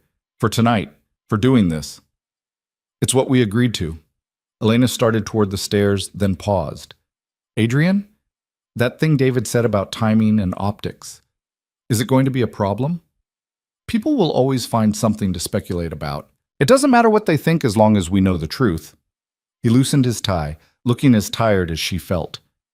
Get some sleep. We can debrief tomorrow if you want. Elena went upstairs to her room and peeled off the emerald dress, hanging it carefully in the closet like it was evidence of a life she was still trying to understand. She washed off the professional makeup and stared at her regular face in the mirror, trying to reconcile the woman who'd survived a society gala with the woman who'd spent years being invisible. She was getting ready for bed when her phone rang. Maya's number. How did it go? Maya demanded. Surprisingly okay, until someone implied I'm a gold digger who manipulated my way into Adrian's life. Elena climbed into bed, pulling blankets up like armor. But I survived. I had an actual good conversation about landscape architecture, and I only wanted to run away screaming maybe 3 times. That's basically a success story. Maya's voice was warm with relief. See? You can do this. I don't know if I can do it for 12 months, though. Everyone there was performing all the time, calculating every word, looking for advantage in every conversation. It was exhausting. So don't perform. Just be yourself and let them work around it. Maya yawned audibly. You're not required to play their games just because you're in their world now. After they hung up, Elena lay in the dark thinking about performance and authenticity and what it meant to be yourself when you weren't sure who that was anymore. She'd spent so long being what her family needed, invisible, compliant, forgettable, that she'd lost track of what existed underneath the role. Maybe the next 12 months weren't just about surviving an arrangement. Maybe they were about figuring out who Elena actually was when nobody was forcing her to be someone else. The thought was both terrifying and liberating in equal measure.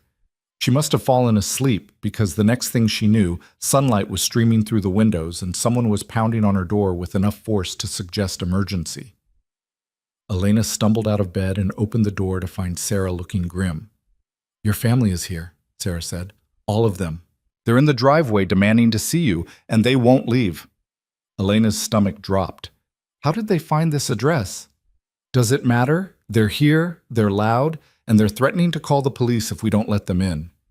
Sarah's expression was carefully neutral. Adrian's in his office on a call, but he said to ask what you want to do.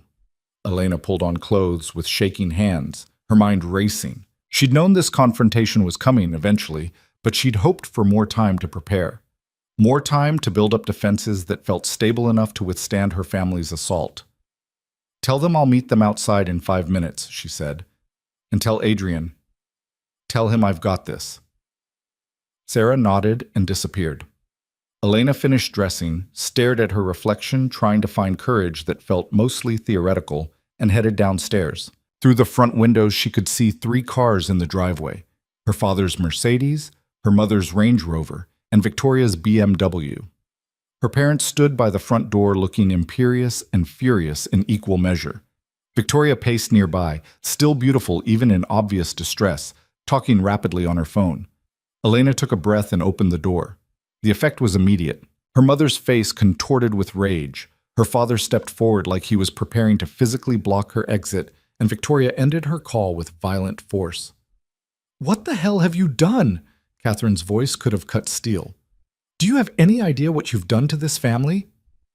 "I got married. People do it every day." Elena stayed on the top step, using the height advantage. "You should probably leave. This is private property. Private property bought with blood money by a criminal you've shackled yourself to." Richard's face was red, veins standing out on his forehead. "I don't know what he's promised you or how he's manipulated you, but this ends now. You're coming home and we're getting this sham marriage annulled. I'm 24 years old and married of my own free will. There's nothing to annul." Elena was surprised by how steady her voice sounded. "I'm not coming home. I don't want to see you or hear from you. Please leave." "You ungrateful little—" Catherine started up the steps, but Elena held her ground. "Don't." The word came out sharper than she'd intended. "I've spent my entire life being grateful for scraps of attention, grateful for the smallest bedroom, grateful to be tolerated in my own family. I'm done being grateful for being treated like an inconvenience." "We gave you everything." Catherine's voice climbed toward hysteria. "A home, an education, opportunities you would never have had otherwise. You gave me a room the size of a closet and made me feel like I should be thankful for it. You forgot my birthday 3 years running. You introduced me to people as the other daughter, like I was an afterthought." Elena felt years of accumulated resentment rising in her throat. "You gave me the bare minimum and expected me to worship you for it." Victoria finally spoke, her voice shaking with emotion Elena couldn't identify. "How could you marry him? After what he did to me, how could you?" "He didn't do anything to you, Victoria. He ended an engagement that should never have happened in the first place. And then married you." Victoria's perfect face crumpled. "My own sister. You've been waiting for this, haven't you? Waiting for a chance to take something that was mine. Adrian was never yours. You wanted the idea of him, the power, the status, the trophy husband. You didn't know him, and you didn't care to." Elena felt exhausted suddenly, tired of this script they'd been performing for years. "I didn't steal him from you.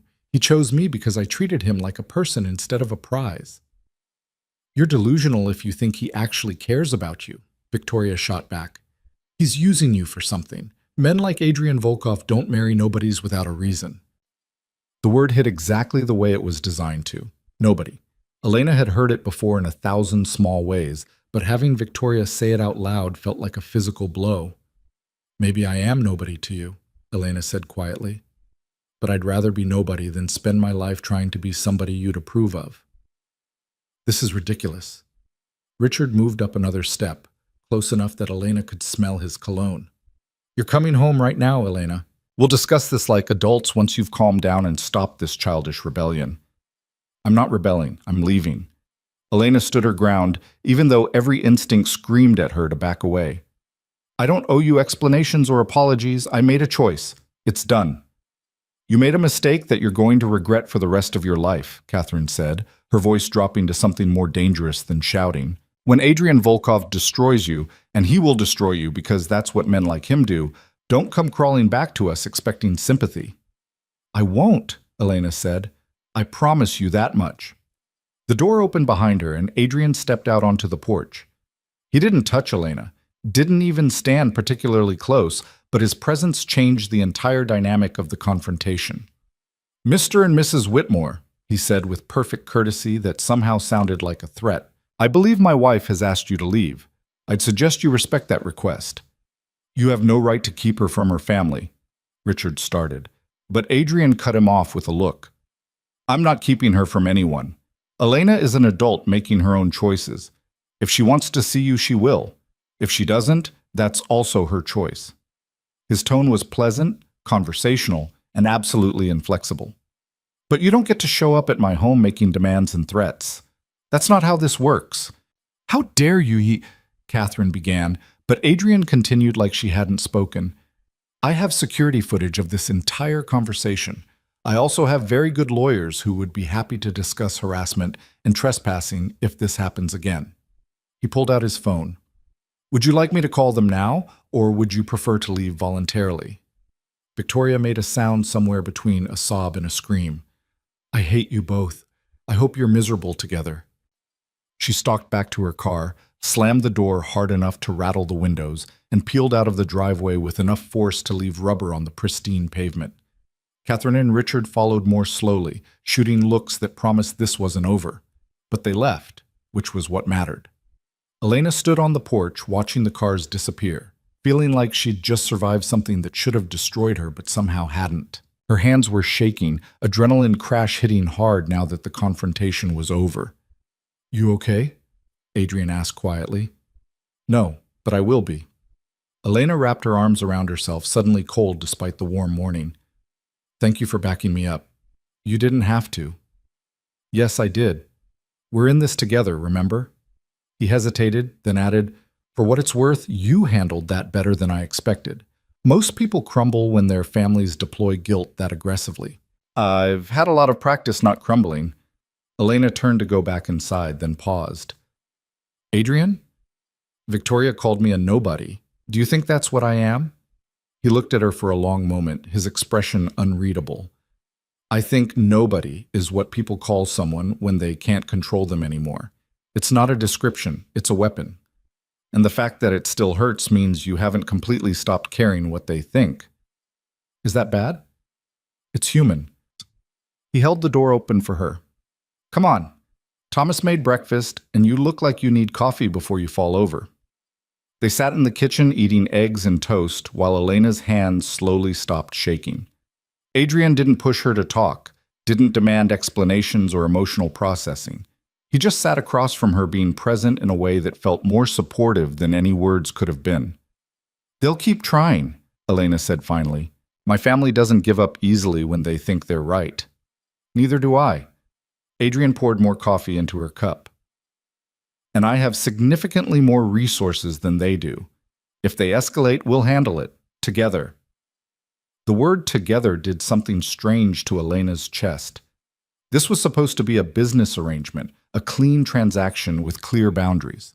But somewhere between the gala performance and her family's confrontation, something had shifted. They were becoming something that looked uncomfortably like actual partners. I need to go for a walk, she said abruptly, needing space to think. Clear my head. Take Marcus with you. After this morning, I'd rather you had security nearby. Elena wanted to argue, but couldn't find the energy.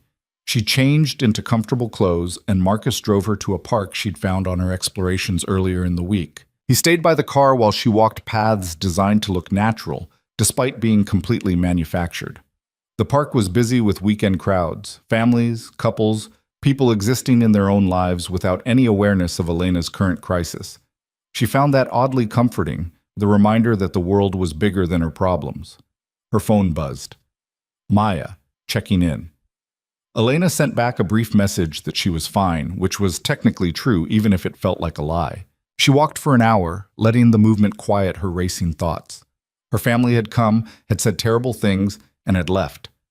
She'd stood her ground and survived. That had to count for something. When she got back to the house, Adrian was in the library with his laptop, working through what looked like endless emails. He glanced up when she entered. Better? He asked. Getting there. Elena sat in the chair across from him, suddenly not wanting to be alone. Can I ask you something personal? You can ask. I might not answer. When's the last time you let someone actually know you? Not just work with you or do business with you, but actually know you? Adrian was quiet for long enough that Elena thought he wouldn't answer. Then he said, I was 19. Her name was Natasha. She died in a car accident 6 months after we met. After that, I decided knowing people was too expensive. The information landed like a physical thing between them. Elena hadn't expected actual honesty, and now that she had it, she wasn't sure what to do with it. "I'm sorry," she said finally. "It was a long time ago." Adrian closed his laptop, giving her his full attention. "Why are you asking?" "Because I'm trying to figure out if we're just performing this arrangement or if something real is happening underneath it." Elena met his eyes. "And I think maybe you're trying to figure out the same thing." "Maybe I am." He stood, moved to the window overlooking the gardens. "The contract says we terminate if romantic feelings develop, but it doesn't define what counts as romantic versus just caring what happens to someone." "Is that what you're doing? Caring what happens to me?" "Yes." He said it simply, like it was a fact he'd already accepted. "Which wasn't part of the plan, but here we are." Elena joined him at the window, standing close enough to feel the warmth of him, but not touching. "So what do we do about it?" "I don't know. The smart thing would be to pull back, maintain boundaries, remember this is temporary." Adrian turned to look at her. "But I'm tired of only doing smart things. Smart things made me very successful and very lonely. What's the alternative?" "We see where this goes, carefully, with eyes open." His hand found hers, tentative in a way she'd never seen from him. "No promises, no expectations, just see what happens." It was possibly the least romantic proposal for anything Elena had ever heard. It was also honest in a way that made her chest ache. "Okay," she said. "We see where it goes." They stood at the window holding hands like teenagers, and Elena thought about Martha's warning that the line between performing and feeling gets blurry. She was pretty sure they'd already crossed that line without noticing, and she had no idea if that was a disaster or the best decision she'd made yet. Outside, the gardens bloomed with calculated beauty, every plant chosen for specific purpose and aesthetic effect. It should have felt artificial, but somehow it just felt intentional. Someone had decided this mattered enough to get it right. Maybe that's what she and Adrian were doing, deciding this mattered enough to try. The shift was subtle at first, easy to miss if Elena hadn't been paying attention. Adrian started coming home earlier, joining her for dinner more consistently. Their conversation stretched longer, moved beyond safe topics into actual territory. Books they'd read, places they'd traveled, opinions on things that didn't matter for business but mattered for understanding each other. He asked about her degree in communications that her parents had chosen, and she admitted she'd wanted to study environmental design but had been told it wasn't practical. He told her about growing up in a family where weakness meant death, though he didn't elaborate and she didn't push. 3 weeks after the gala, Elena woke to find a package outside her door. Inside was a book on contemporary landscape architecture and a note in Adrian's precise handwriting. "Thought you might find this interesting. A." It was such a small gesture, but it made Elena's throat tight in a way she didn't want to examine too closely. Someone had paid attention to what she cared about and acted on it without being asked. That shouldn't have felt revolutionary, but it did. She found him in the kitchen drinking coffee and reading something on his phone, already dressed for whatever meetings filled his day. "Thank you for the book," she said, holding it up. "You didn't have to do that." "I know. I wanted to." He glanced at her, then away, like he wasn't sure how to handle gratitude. "There's a lecture series starting next month at the university, Urban Planning and Sustainable Design. I thought maybe you'd want to go." Elena stared at him. "You researched lecture series about landscape architecture?" "Claire researched it. I just asked her to look." But his ears had gone slightly red, which was possibly the most humanizing thing Elena had ever seen from him. "If you're not interested, that's fine. Just thought it might be something you'd enjoy." "I'd love to go." Elena sat across from him, cradling her own coffee. "Adrian, are we actually becoming friends?" "I think we might be." He said it carefully, like he was testing the words. "Is that a problem?" "No, just unexpected." Elena traced the rim of her cup. "The contract says we terminate if romantic feelings develop, but it doesn't say anything about friendship. Another loophole we didn't account for." Adrian's mouth quirked into something almost like a smile.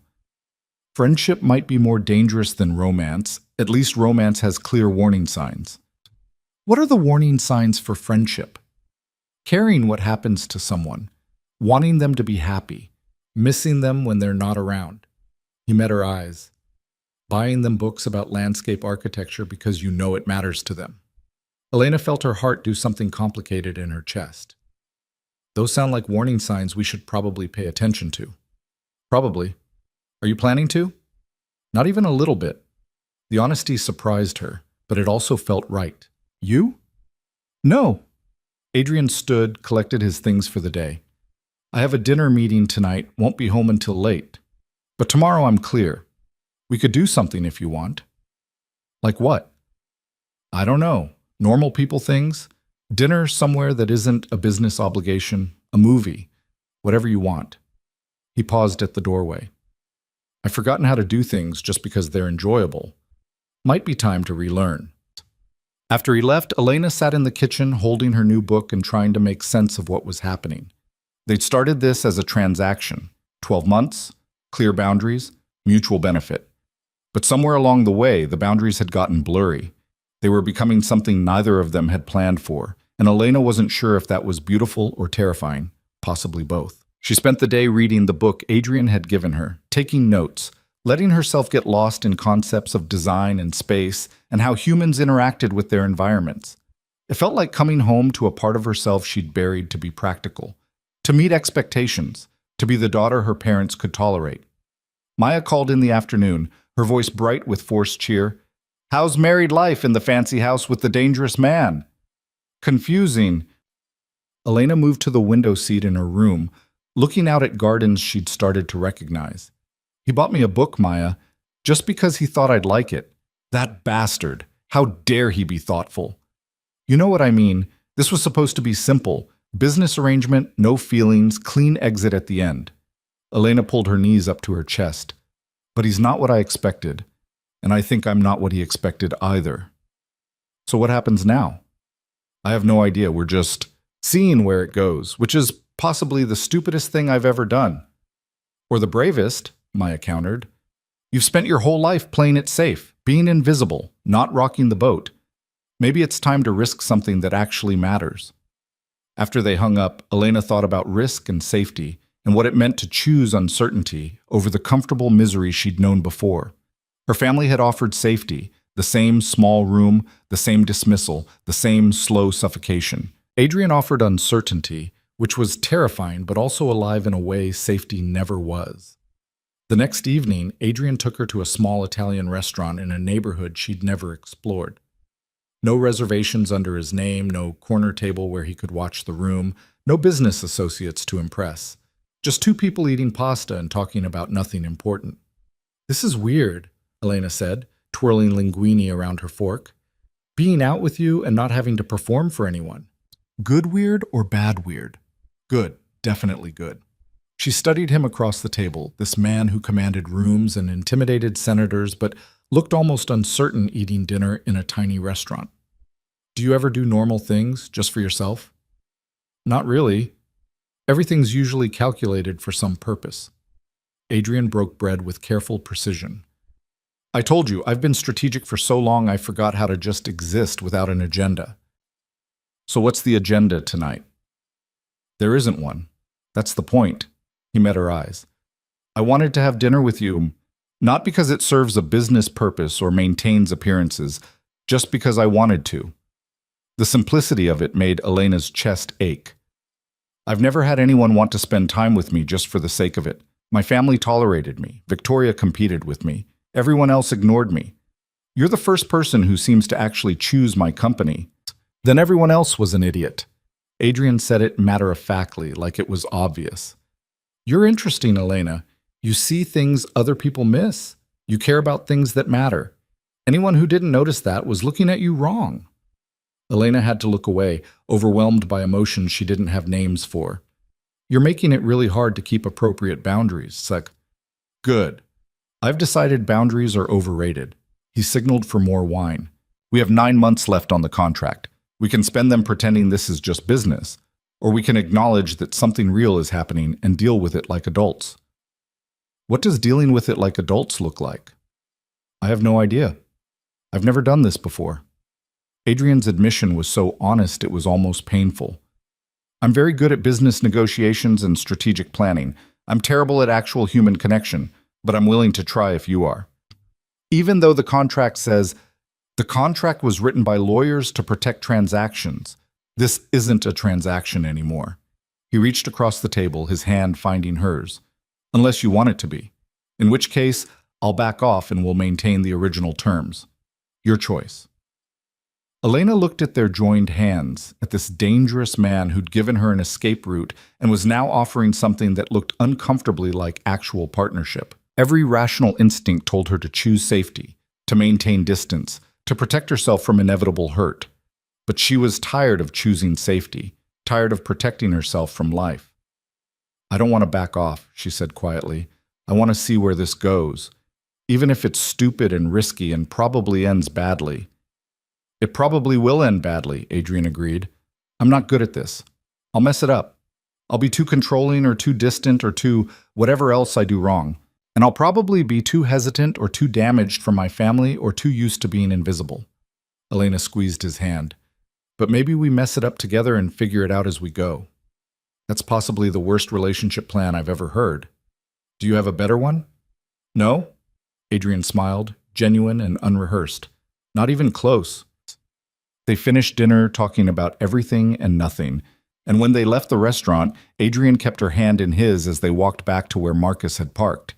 It felt natural, easy in a way Elena hadn't expected, like they'd been doing this for years instead of weeks.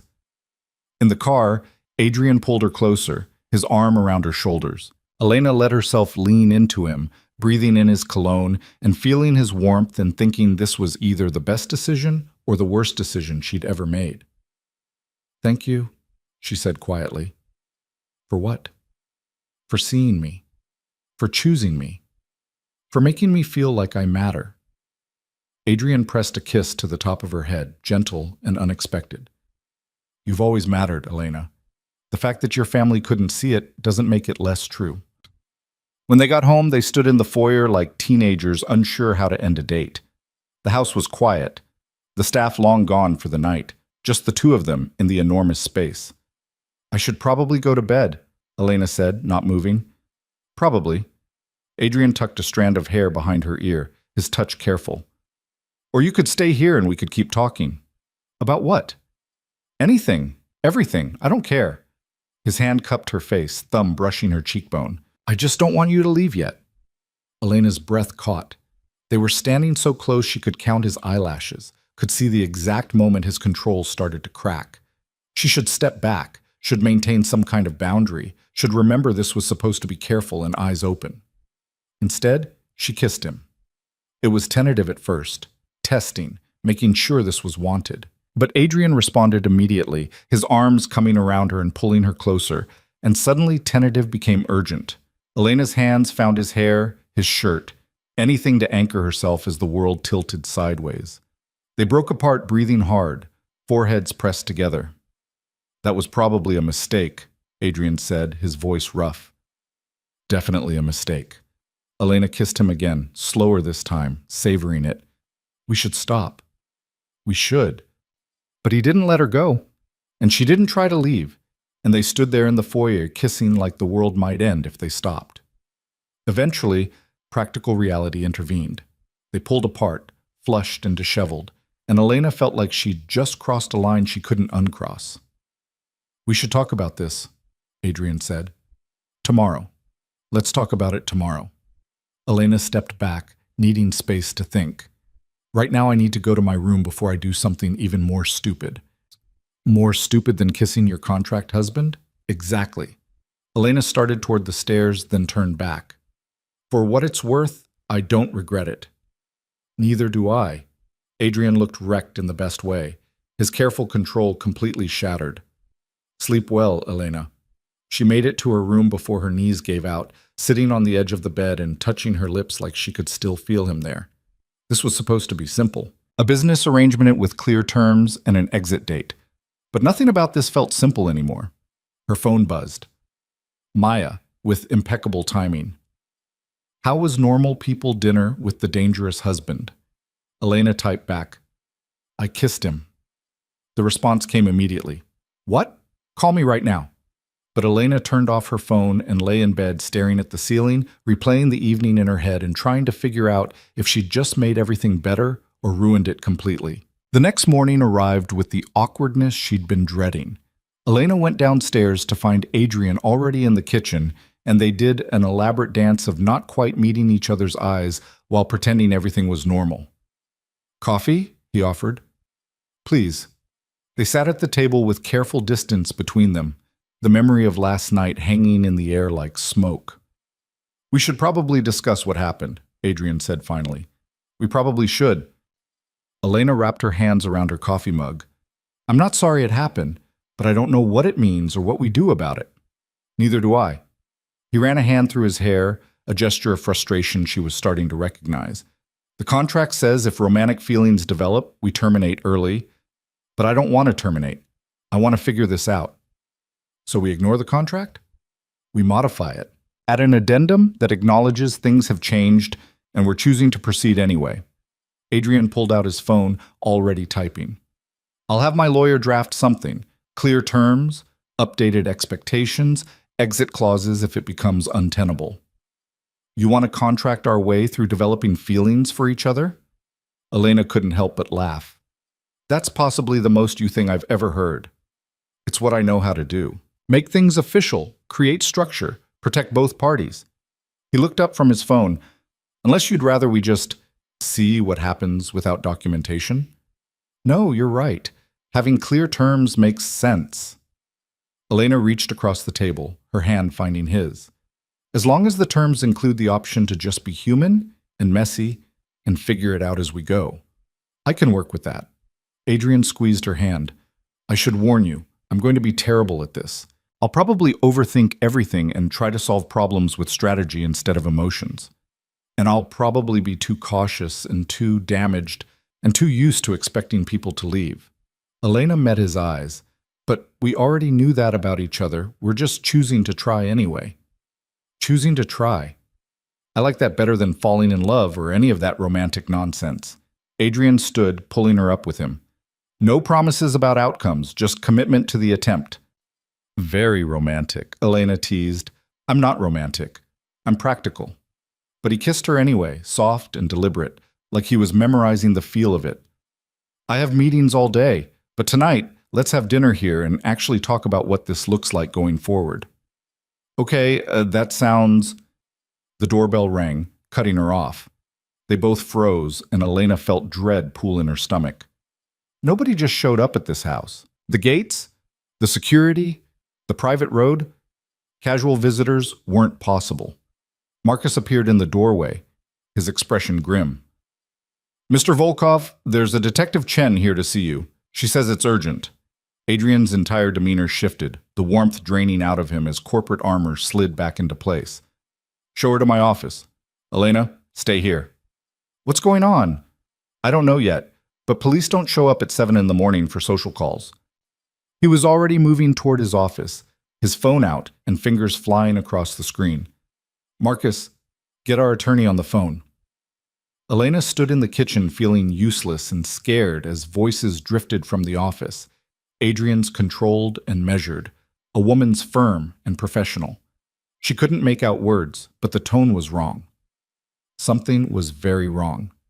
20 minutes later, Adrian emerged looking like he'd aged 5 years. His face was carefully blank, which scared Elena more than anger would have. "What happened?" she asked.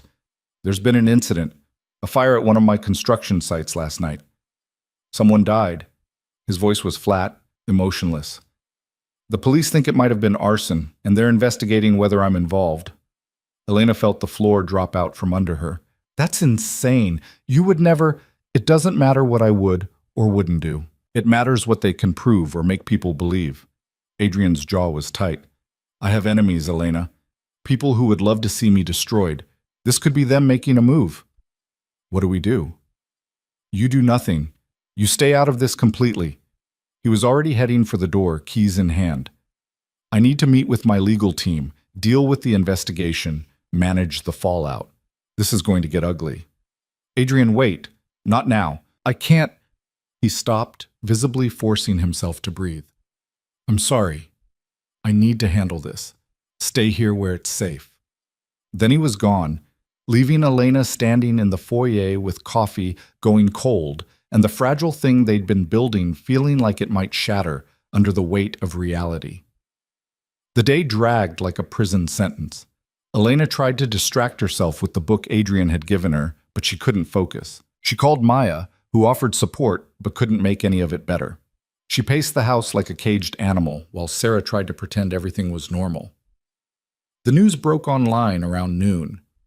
Headlines screaming about deadly fire, arson investigation, Adrian Volkov's name attached to words like negligence and suspicious circumstances. Elena read the articles feeling sick, watching people who didn't know him tear apart his reputation based on speculation and old grudges. Adrian didn't come home for dinner. He texted around 8. "Dealing with lawyers. Don't wait up."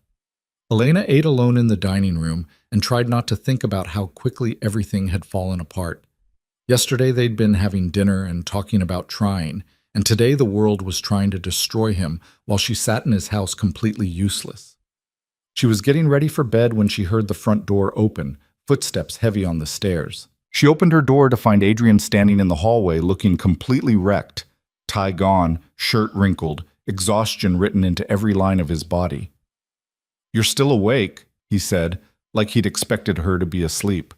"Of course I'm still awake. I've been worried about you." Elena moved toward him. "Are you okay?" "No, but I will be." He leaned against the wall like it was the only thing keeping him upright. "The investigation is ongoing. My lawyers think it's circumstantial, that they don't have actual evidence connecting me to anything criminal, but the damage to my reputation is already done." "What do you need?"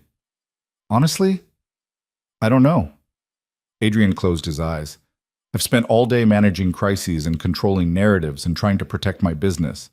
I'm exhausted, and I don't know." Elena took his hand, pulled him gently toward her room. "Come on." "Elena, just come here. You don't have to do anything or be anything. Just exist for a minute without having to perform."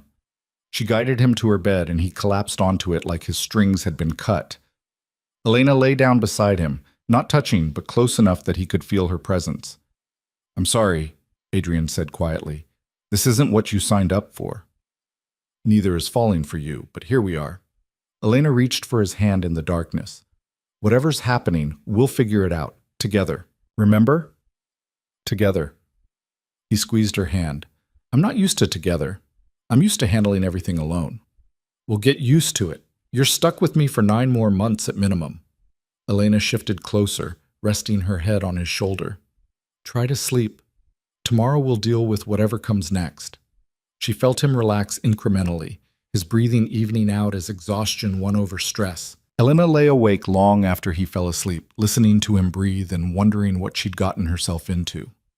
This was supposed to be a clean transaction, but there was nothing clean about caring what happened to someone, about wanting to protect them from a world that seemed determined to tear them down.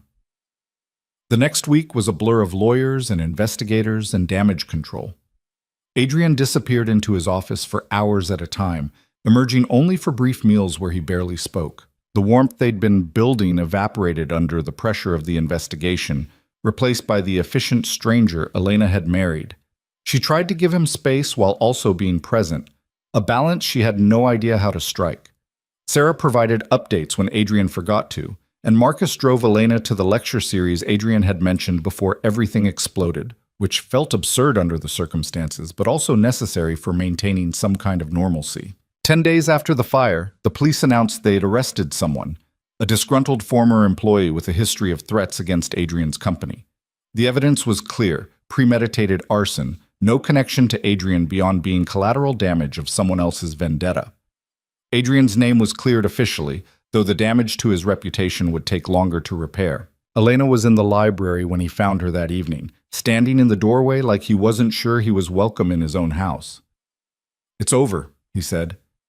"The investigation, the accusations, all of it." "I heard. Sarah told me." Elena closed her book. "How are you feeling?"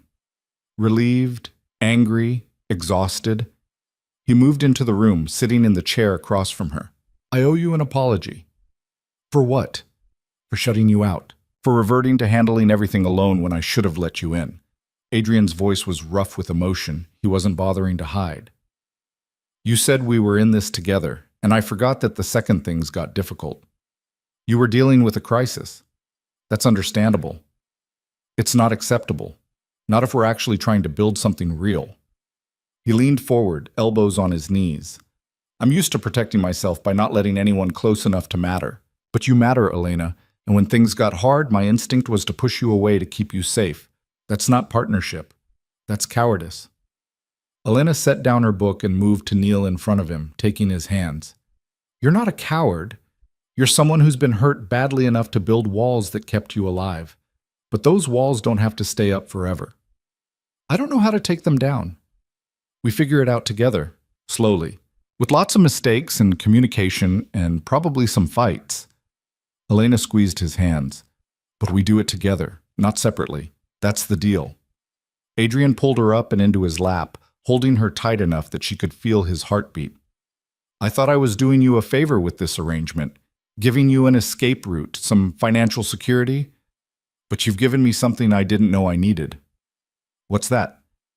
A reason to try being human instead of just strategic. He kissed her forehead, her cheeks, her mouth. Thank you for not giving up on me when I shut down. Thank you for coming back when you could have stayed shut down. Elena rested her head against his chest. We're both pretty damaged, aren't we? Completely. But maybe we're damaged in compatible ways. Adrian's arms tightened around her. 9 months left on the contract. Think we can make it? I think we can try. That's all we promised anyway. Elena pulled back to look at him. Although we might need to renegotiate some terms. What kind of terms? The separate bedrooms clause feels unnecessarily restrictive at this point. She felt her face heat, but pushed forward anyway. I'd like to amend it to reflect current reality. Adrian's smile was slow and devastating. Current reality being? That I want to wake up next to you. That I want this to be real, not just a performance. Elena took a breath. That I'm falling for you, and I don't want to fight it anymore. Elena, I know it's risky and stupid and probably violates multiple contract clauses, but I don't care. I choose this. I choose you. She cupped his face. If you want to choose me back. Adrian answered by kissing her, deep and thorough and full of everything he couldn't say with words. When they finally broke apart, he was smiling in a way that transformed his entire face. I choose you back, he said quietly. I choose this. Whatever it becomes, however it ends, I choose trying. They spent that night together, not performing or strategizing or maintaining appropriate distance. Just two damaged people choosing to be vulnerable with each other, choosing to try despite every reason they had to protect themselves. In the morning, Elena woke wrapped in Adrian's arms in his bed, sunlight streaming through windows that overlooked gardens she'd started to think of as home. He was still asleep, his face peaceful in a way she rarely saw when he was conscious. This was supposed to be temporary, a 12-month arrangement with a clean exit. But lying there watching him sleep, Elena knew with complete certainty that she'd already crossed a line she couldn't uncross. She was in love with Adrian Volkov. The realization should have terrified her. Instead, it felt like coming home. 3 years had passed since Elena signed a contract that was supposed to last 12 months, and she still remembered the exact moment everything changed. Not the wedding, not the first gala, but the morning she woke up and realized Adrian's side of the bed was empty, and it bothered her. They'd stopped maintaining separate bedrooms about 8 months into the arrangement, a shift that happened so gradually neither of them could identify when it became permanent. One night, Adrian had fallen asleep on her couch while they were talking. The next week, she'd done the same in his room. Eventually, the pretense of separation felt more exhausting than just admitting they wanted to be in the same space. The contract had been ceremonially burned at the 1-year mark, in a small ceremony with just the two of them and a bottle of wine that cost more than Elena's first car. They'd remarried 2 months later in a quiet courthouse ceremony that was somehow more meaningful than the first one, with Maya and Marcus as witnesses and no photographers waiting outside. But this morning, the empty bed sent alarm bells through Elena's system because Adrian never left without saying something first. She grabbed her phone and found a text from 3 hours ago. Had to handle something. Don't worry. Back soon. Don't worry was code for exactly the opposite, and Elena had learned to read Adrian's understatements over the years. They'd built something real from their calculated arrangement. She was downstairs making coffee when Sarah appeared in the kitchen doorway looking grim in a way that made Elena's stomach drop. Mrs. Volkov, there's a situation developing. Adrian asked me to keep you informed. Sarah's tone was carefully neutral. There's been a threat made against him, and by extension, against you. He's handling it, but he wanted you aware in case security protocols need to change. Elena set down her coffee cup before her shaking hands could drop it. What kind of threat? The serious kind. That's all I'm authorized to say. Sarah's expression softened slightly. He's being careful. Marcus is with him, and he has the best security money can buy. But he wanted you to know there might be some disruption today. After Sarah left, Elena tried to focus on normal activities, answering emails, reviewing plans for the community garden project she'd been developing in the Eastern District. But her attention kept fragmenting, checking her phone every 5 minutes for updates that didn't come. By noon, her anxiety had crystallized into anger.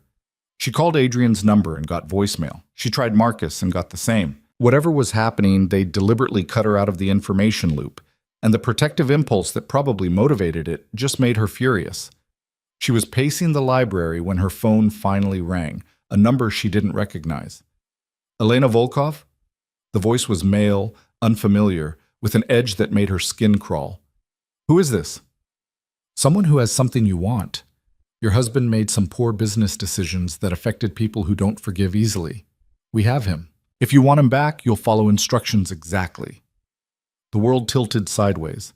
Elena grabbed the desk to stay upright, her mind racing through possibilities and probabilities. If you've heard him, he's alive, for now, but that continues only if you cooperate. The voice was clinical, detached. You have 1 hour to gather $2 million in cash. Unmarked bills, nothing traceable. Bring it to the address I'm texting you. Come alone. No police, no security. If we see anyone else, he dies. Understand? Yes. Elena's voice came out steadier than she felt. 1 hour, alone. I understand. The call ended. A text arrived with an address in the warehouse district, exactly the kind of place where bad things happened in movies and apparently also in real life. Elena should have called the police, should have contacted Marcus or Sarah or literally anyone with more experience handling criminal extortion than she had. Instead, she went to Adrian's office, the one room she'd never entered without permission, and opened the safe she'd watched him use enough times to know the combination. The cash wasn't there for ransom situations, but Adrian had explained once that liquid assets were useful for emergencies. $2 million was a fraction of what the safe contained, and Elena grabbed it with shaking hands, stuffing bills into a gym bag she found in the closet. She was halfway to the garage when Sarah intercepted her. "Where are you going with that bag?" Sarah's eyes went to the lumpy duffel, then back to Elena's face. "Mrs. Volkov, what's happening?" "I can't explain. I need to go, right now." Elena tried to push past her, but Sarah blocked the doorway with surprising strength for someone in her 60s. If Adrian is in trouble, running off alone is exactly what he'd tell you not to do. They have him, Sarah. They called me, they gave me an address, and they said, come alone, or he dies. Elena felt tears threatening and forced them back. I can't risk his life on whether the police can coordinate a rescue in time. I have to go. Sarah's expression cycled through several emotions before settling on resigned determination. I'm calling Marcus, and I'm tracking your phone. You go to that address, but you're not going in completely blind. They said alone, and you will be alone when you arrive. But Marcus will know where you are, and if something goes wrong, he can respond. Sarah pulled out her phone. This is non-negotiable, Elena. You want to save Adrian? Fine. But you don't get to throw your life away stupidly. Elena didn't have time to argue. She grabbed car keys and drove toward the warehouse district with her heart hammering and the gym bag of cash in the passenger seat. The address led to a building that looked abandoned, windows broken and graffiti covering every surface. Her phone buzzed. Marcus. I'm 2 blocks away. You go in, I wait for signal. If you're not out in 20 minutes, I'm coming in. Elena sent back a thumbs-up emoji that felt absurd given the circumstances, then grabbed the bag and walked toward the entrance on legs that felt like they might give out. Inside, the warehouse was exactly as grim as expected. Concrete floors, broken machinery, shadows that could hide anything. She followed the sound of voices to a cleared area where three men stood around Adrian, who was tied to a chair with blood on his face and murder in his eyes. "I brought the money," Elena said, her voice echoing in the empty space. "Let him go." The apparent leader, a man in his 40s with the kind of face that suggested violence was a hobby, smiled without warmth. "Mrs. Volkov, how cooperative. Set the bag down and step back." Elena did as instructed, watching one of the other men verify the cash contents. The leader kept a gun pointed casually in Adrian's direction, and Elena felt rage burning through her fear. This was what his world looked like underneath the galas and business deals. Real danger, real consequences. People who used violence like a negotiating tool. "Money's good," the man counting confirmed. "Excellent," the leader gestured with his gun. "You can go now, Mrs. Volkov. Your husband will be released once we're safely away." "No." Elena didn't move. "He comes with me now, or the money stays." "That's not how this works." "Then shoot me too, because I'm not leaving without him." Elena was distantly aware she was being stupid, that calling their bluff could get them both killed, but she couldn't make herself care. "You got your money. We're both walking out of here." The leader studied her with something like amusement. "You're either very brave or very stupid." "Probably both." Elena met his eyes. "But I mean it. Kill us both or let us both go. Those are your options." For several long seconds, nobody moved. Then the leader laughed and lowered his gun. "You know what? I like you. You've got spine." He nodded to one of his men, who cut Adrian's restraints. "Take your husband and get out. And tell him we're even now. Next time he interferes in our business, there won't be a ransom option." Adrian stood on unsteady legs, and Elena moved to support him. They walked toward the exit together, Elena half expecting a bullet in the back the entire way. But they made it outside into afternoon sunlight that felt surreal after the darkness of the warehouse. Marcus's car appeared within seconds, and they collapsed into the back seat. Marcus took one look at Adrian's face and drove toward the nearest hospital without being told. "You're an idiot," Adrian said, his voice rough. "You should have called the police, not ransomed me yourself." "You're welcome." Elena was shaking now that the adrenaline was crashing. "Also, you're bleeding. Stop talking and let me see how bad it is." The hospital visit revealed a concussion, bruised ribs, and various cuts that required stitches, but nothing permanently damaging.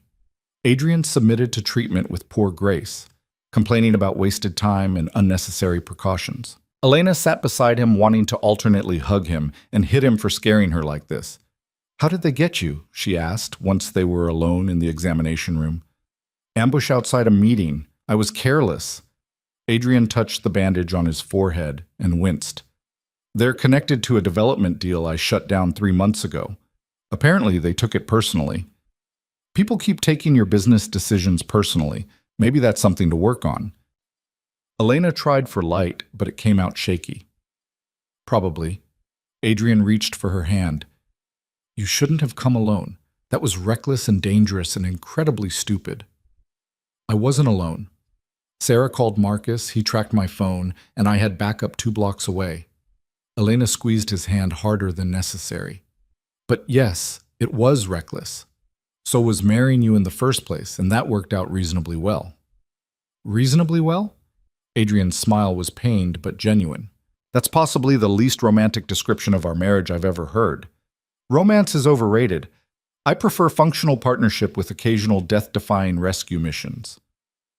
They sat in the sterile hospital room holding hands like lifelines, and Elena thought about the contract they'd burned 2 years ago.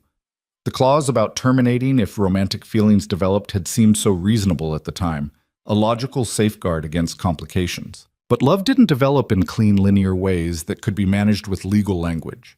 It crept in through shared dinners and quiet conversations, through Adrian remembering how she took her coffee and Elena learning to read his moods from across a room.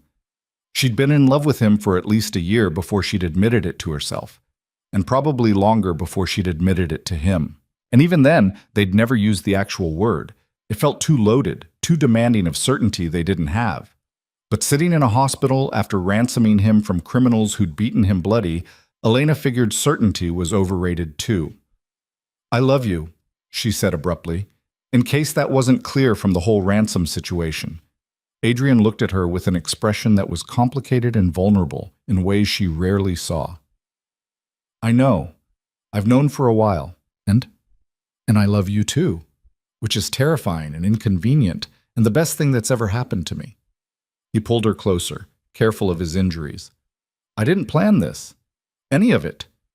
But I'm glad you forced your way into my life and refused to leave. I'm very stubborn.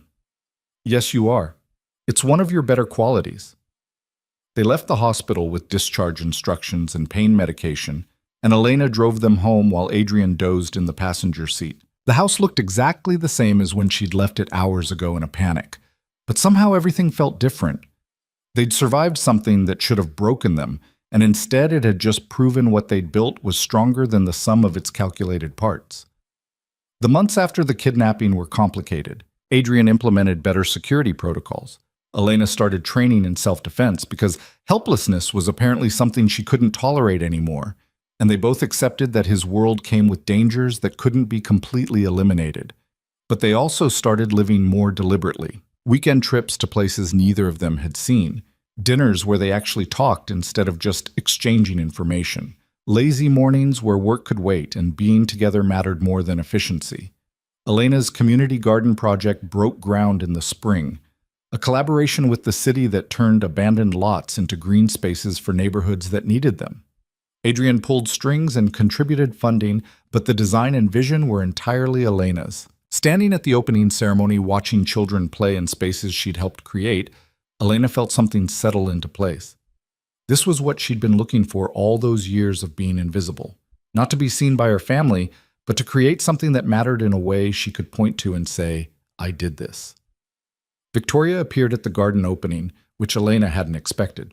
Her sister looked different, still beautiful, but with something harder around the edges, like life had sanded off the polish. It looks good, Victoria said, gesturing at the garden. The design. It's actually impressive. Thank you. Elena waited for the other shoe to drop, the insult hidden in compliment. I came to apologize. Victoria said it like the words hurt. For what I said when you married Adrian, for how I treated you our whole lives, for being a terrible sister. Elena studied her sister's face, looking for manipulation and finding only exhaustion. What happened to you? Life happened.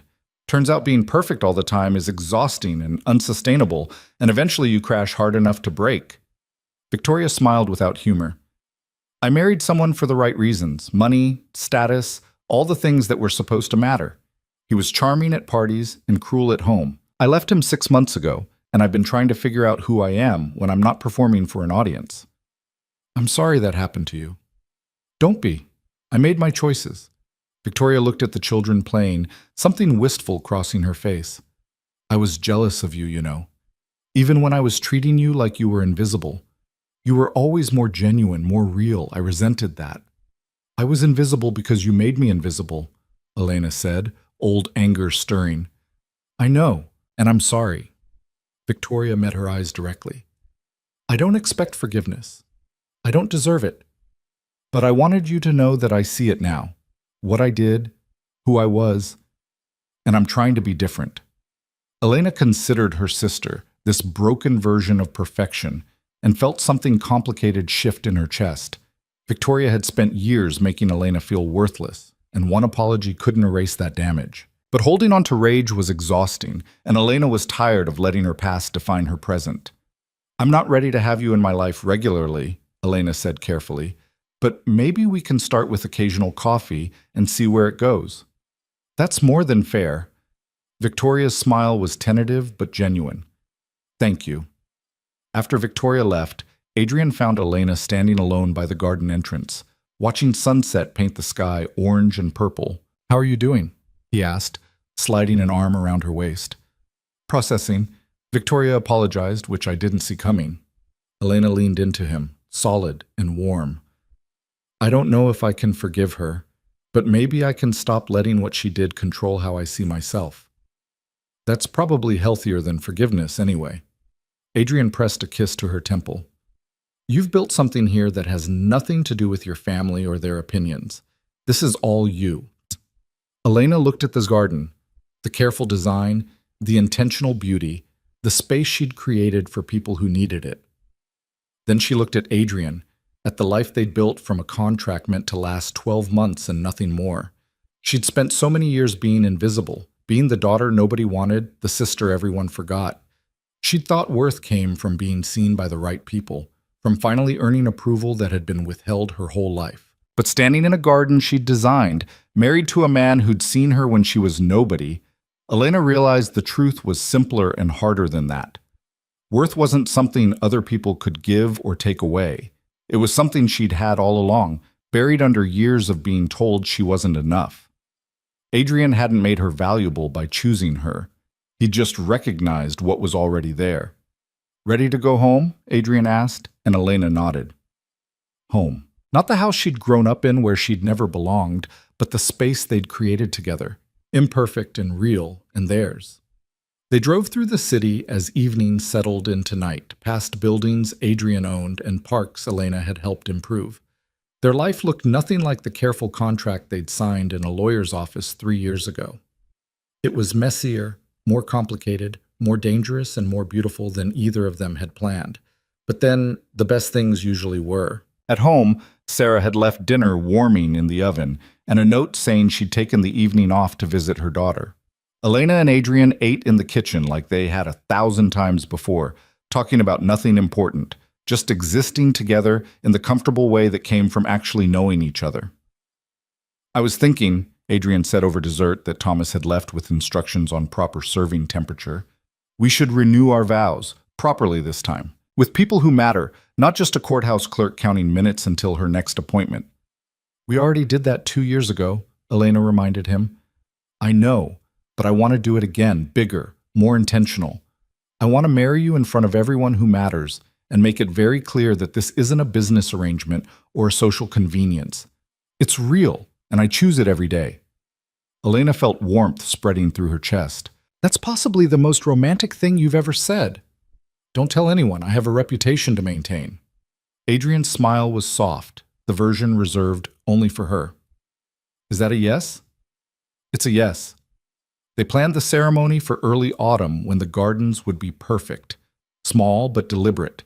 Maya as Elena's maid of honor, Marcus standing up for Adrian, Sarah managing logistics because that's what she did best. No press, no society photographers, just people who actually cared about them witnessing something real. Elena's parents weren't invited. She'd stopped feeling guilty about that somewhere around the second year of her marriage, when she'd finally accepted that some relationships were too damaged to salvage. They sent cards on holidays that Elena read and filed away, maintaining minimal contact that satisfied legal obligations without requiring emotional investment. But Victoria came to the ceremony, sitting quietly in the back and leaving before the reception. It was enough. Baby steps toward something that might eventually resemble a functional sibling relationship, or might not. Either way, Elena had stopped needing it to define her. The ceremony was simple: vows they'd written themselves, rings they chose together, a celebration that felt genuine instead of performative. When the officiant pronounced them married for the 3rd time, Adrian kissed Elena like he meant it, and she kissed back with the certainty of someone who'd finally found where she belonged. At the reception, Maya cornered Elena by the champagne table. "I'm proud of you," Maya said, slightly drunk and aggressively sincere. "You took the craziest risk I've ever seen, and you turned it into this, into a life that actually fits you." "I got lucky," Elena said. "You got brave. There's a difference." Maya hugged her hard. "You could have stayed in that house being invisible forever. Instead, you jumped off a cliff and learned to fly on the way down. That's not luck. That's courage." After the reception, after the guests left and the caterers cleaned up, Elena and Adrian stood in the garden watching stars appear in the darkening sky. 3 years ago, Elena had been a girl nobody saw, drowning in a family that treated her like an inconvenience. Now she was a woman who'd ransomed her husband from criminals, designed parks that served communities, and built a marriage that started as a transaction and became something neither of them could have predicted. "Do you ever regret it?" she asked Adrian. "The contract, the arrangement, all of it." "Every day," Adrian said, and Elena's heart dropped before he continued. "I regret that it took me so long to find you, that I wasted years being strategic instead of being honest, That I almost let you walk away a dozen times because I was too afraid to admit I needed someone. You don't need me. You'd be fine without me. I'd survive without you. That's not the same as being fine. Adrian pulled her closer, their bodies fitting together with the ease of practice. You make me want to be less careful, more human. That's terrifying, but it's also the only thing that's made me feel alive in years. Elena thought about that first dinner when her family had celebrated Victoria's engagement to a man they'd never bothered to know. About Adrian walking in and destroying their plans with 5 cold words. About a contract signed in a lawyer's office and burned in a private ceremony 2 years later. She thought about the girl she'd been, invisible, forgotten, desperate for approval from people who'd never valued her. And she thought about the woman she'd become, still imperfect, still figuring things out, but no longer waiting for permission to exist. Worth wasn't something Adrian had given her by choosing her over Victoria. It wasn't something she'd earned through the garden projects or the society galas or any external achievement. It was something she'd always had, buried under years of being told she wasn't enough. All Adrian had done was recognize what was already there, and in recognizing it, he'd given her space to recognize it herself. Standing in the garden under emerging stars, Elena realized the greatest gift wasn't being seen by the right person. It was learning to see herself clearly and accept what she found there, flawed and brave, and entirely enough. I love you, she told Adrian, the words easier now after years of practice. I love you too, he said, and pulled her into a kiss that tasted like champagne and promises kept. Somewhere in the city, her family was living their own complicated lives, making their own mistakes, learning their own lessons, or refusing to. Somewhere, Victoria was trying to rebuild herself from the wreckage of performed perfection. Somewhere, people were making calculated arrangements and signing contracts meant to protect them from the messiness of actual feeling. But here, in this garden she'd designed, married to a man she'd chosen and been chosen by, Elena Volkov was exactly where she belonged. Not because someone else had validated her existence, but because she'd finally learned to validate herself. And that, she thought, was worth every risk she'd taken to get here. The stars came out fully, pinpricks of light in the darkness, each one burning with the same intensity, regardless of whether anyone was watching. Elena had spent years being invisible, waiting to be noticed, believing her value came from external recognition. But stars didn't shine for audiences. They burned because burning was what they did. She'd been burning all along. It just took walking away from people who refused to see it before she could recognize the light in herself. Adrian's hand found hers in the darkness, warm and solid and real. They stood together in silence, 2 people who'd started with a contract and ended with something that couldn't be reduced to legal terms. Love, partnership, home. None of it looked the way she'd expected, but all of it felt right in ways that mattered more than expectations. Ready to go inside? Adrian asked eventually. Elena took one last look at the garden, at the life she'd built from courage and calculated risk and refusing to stay invisible. Then she squeezed his hand and smiled. Yeah, let's go home. And they did.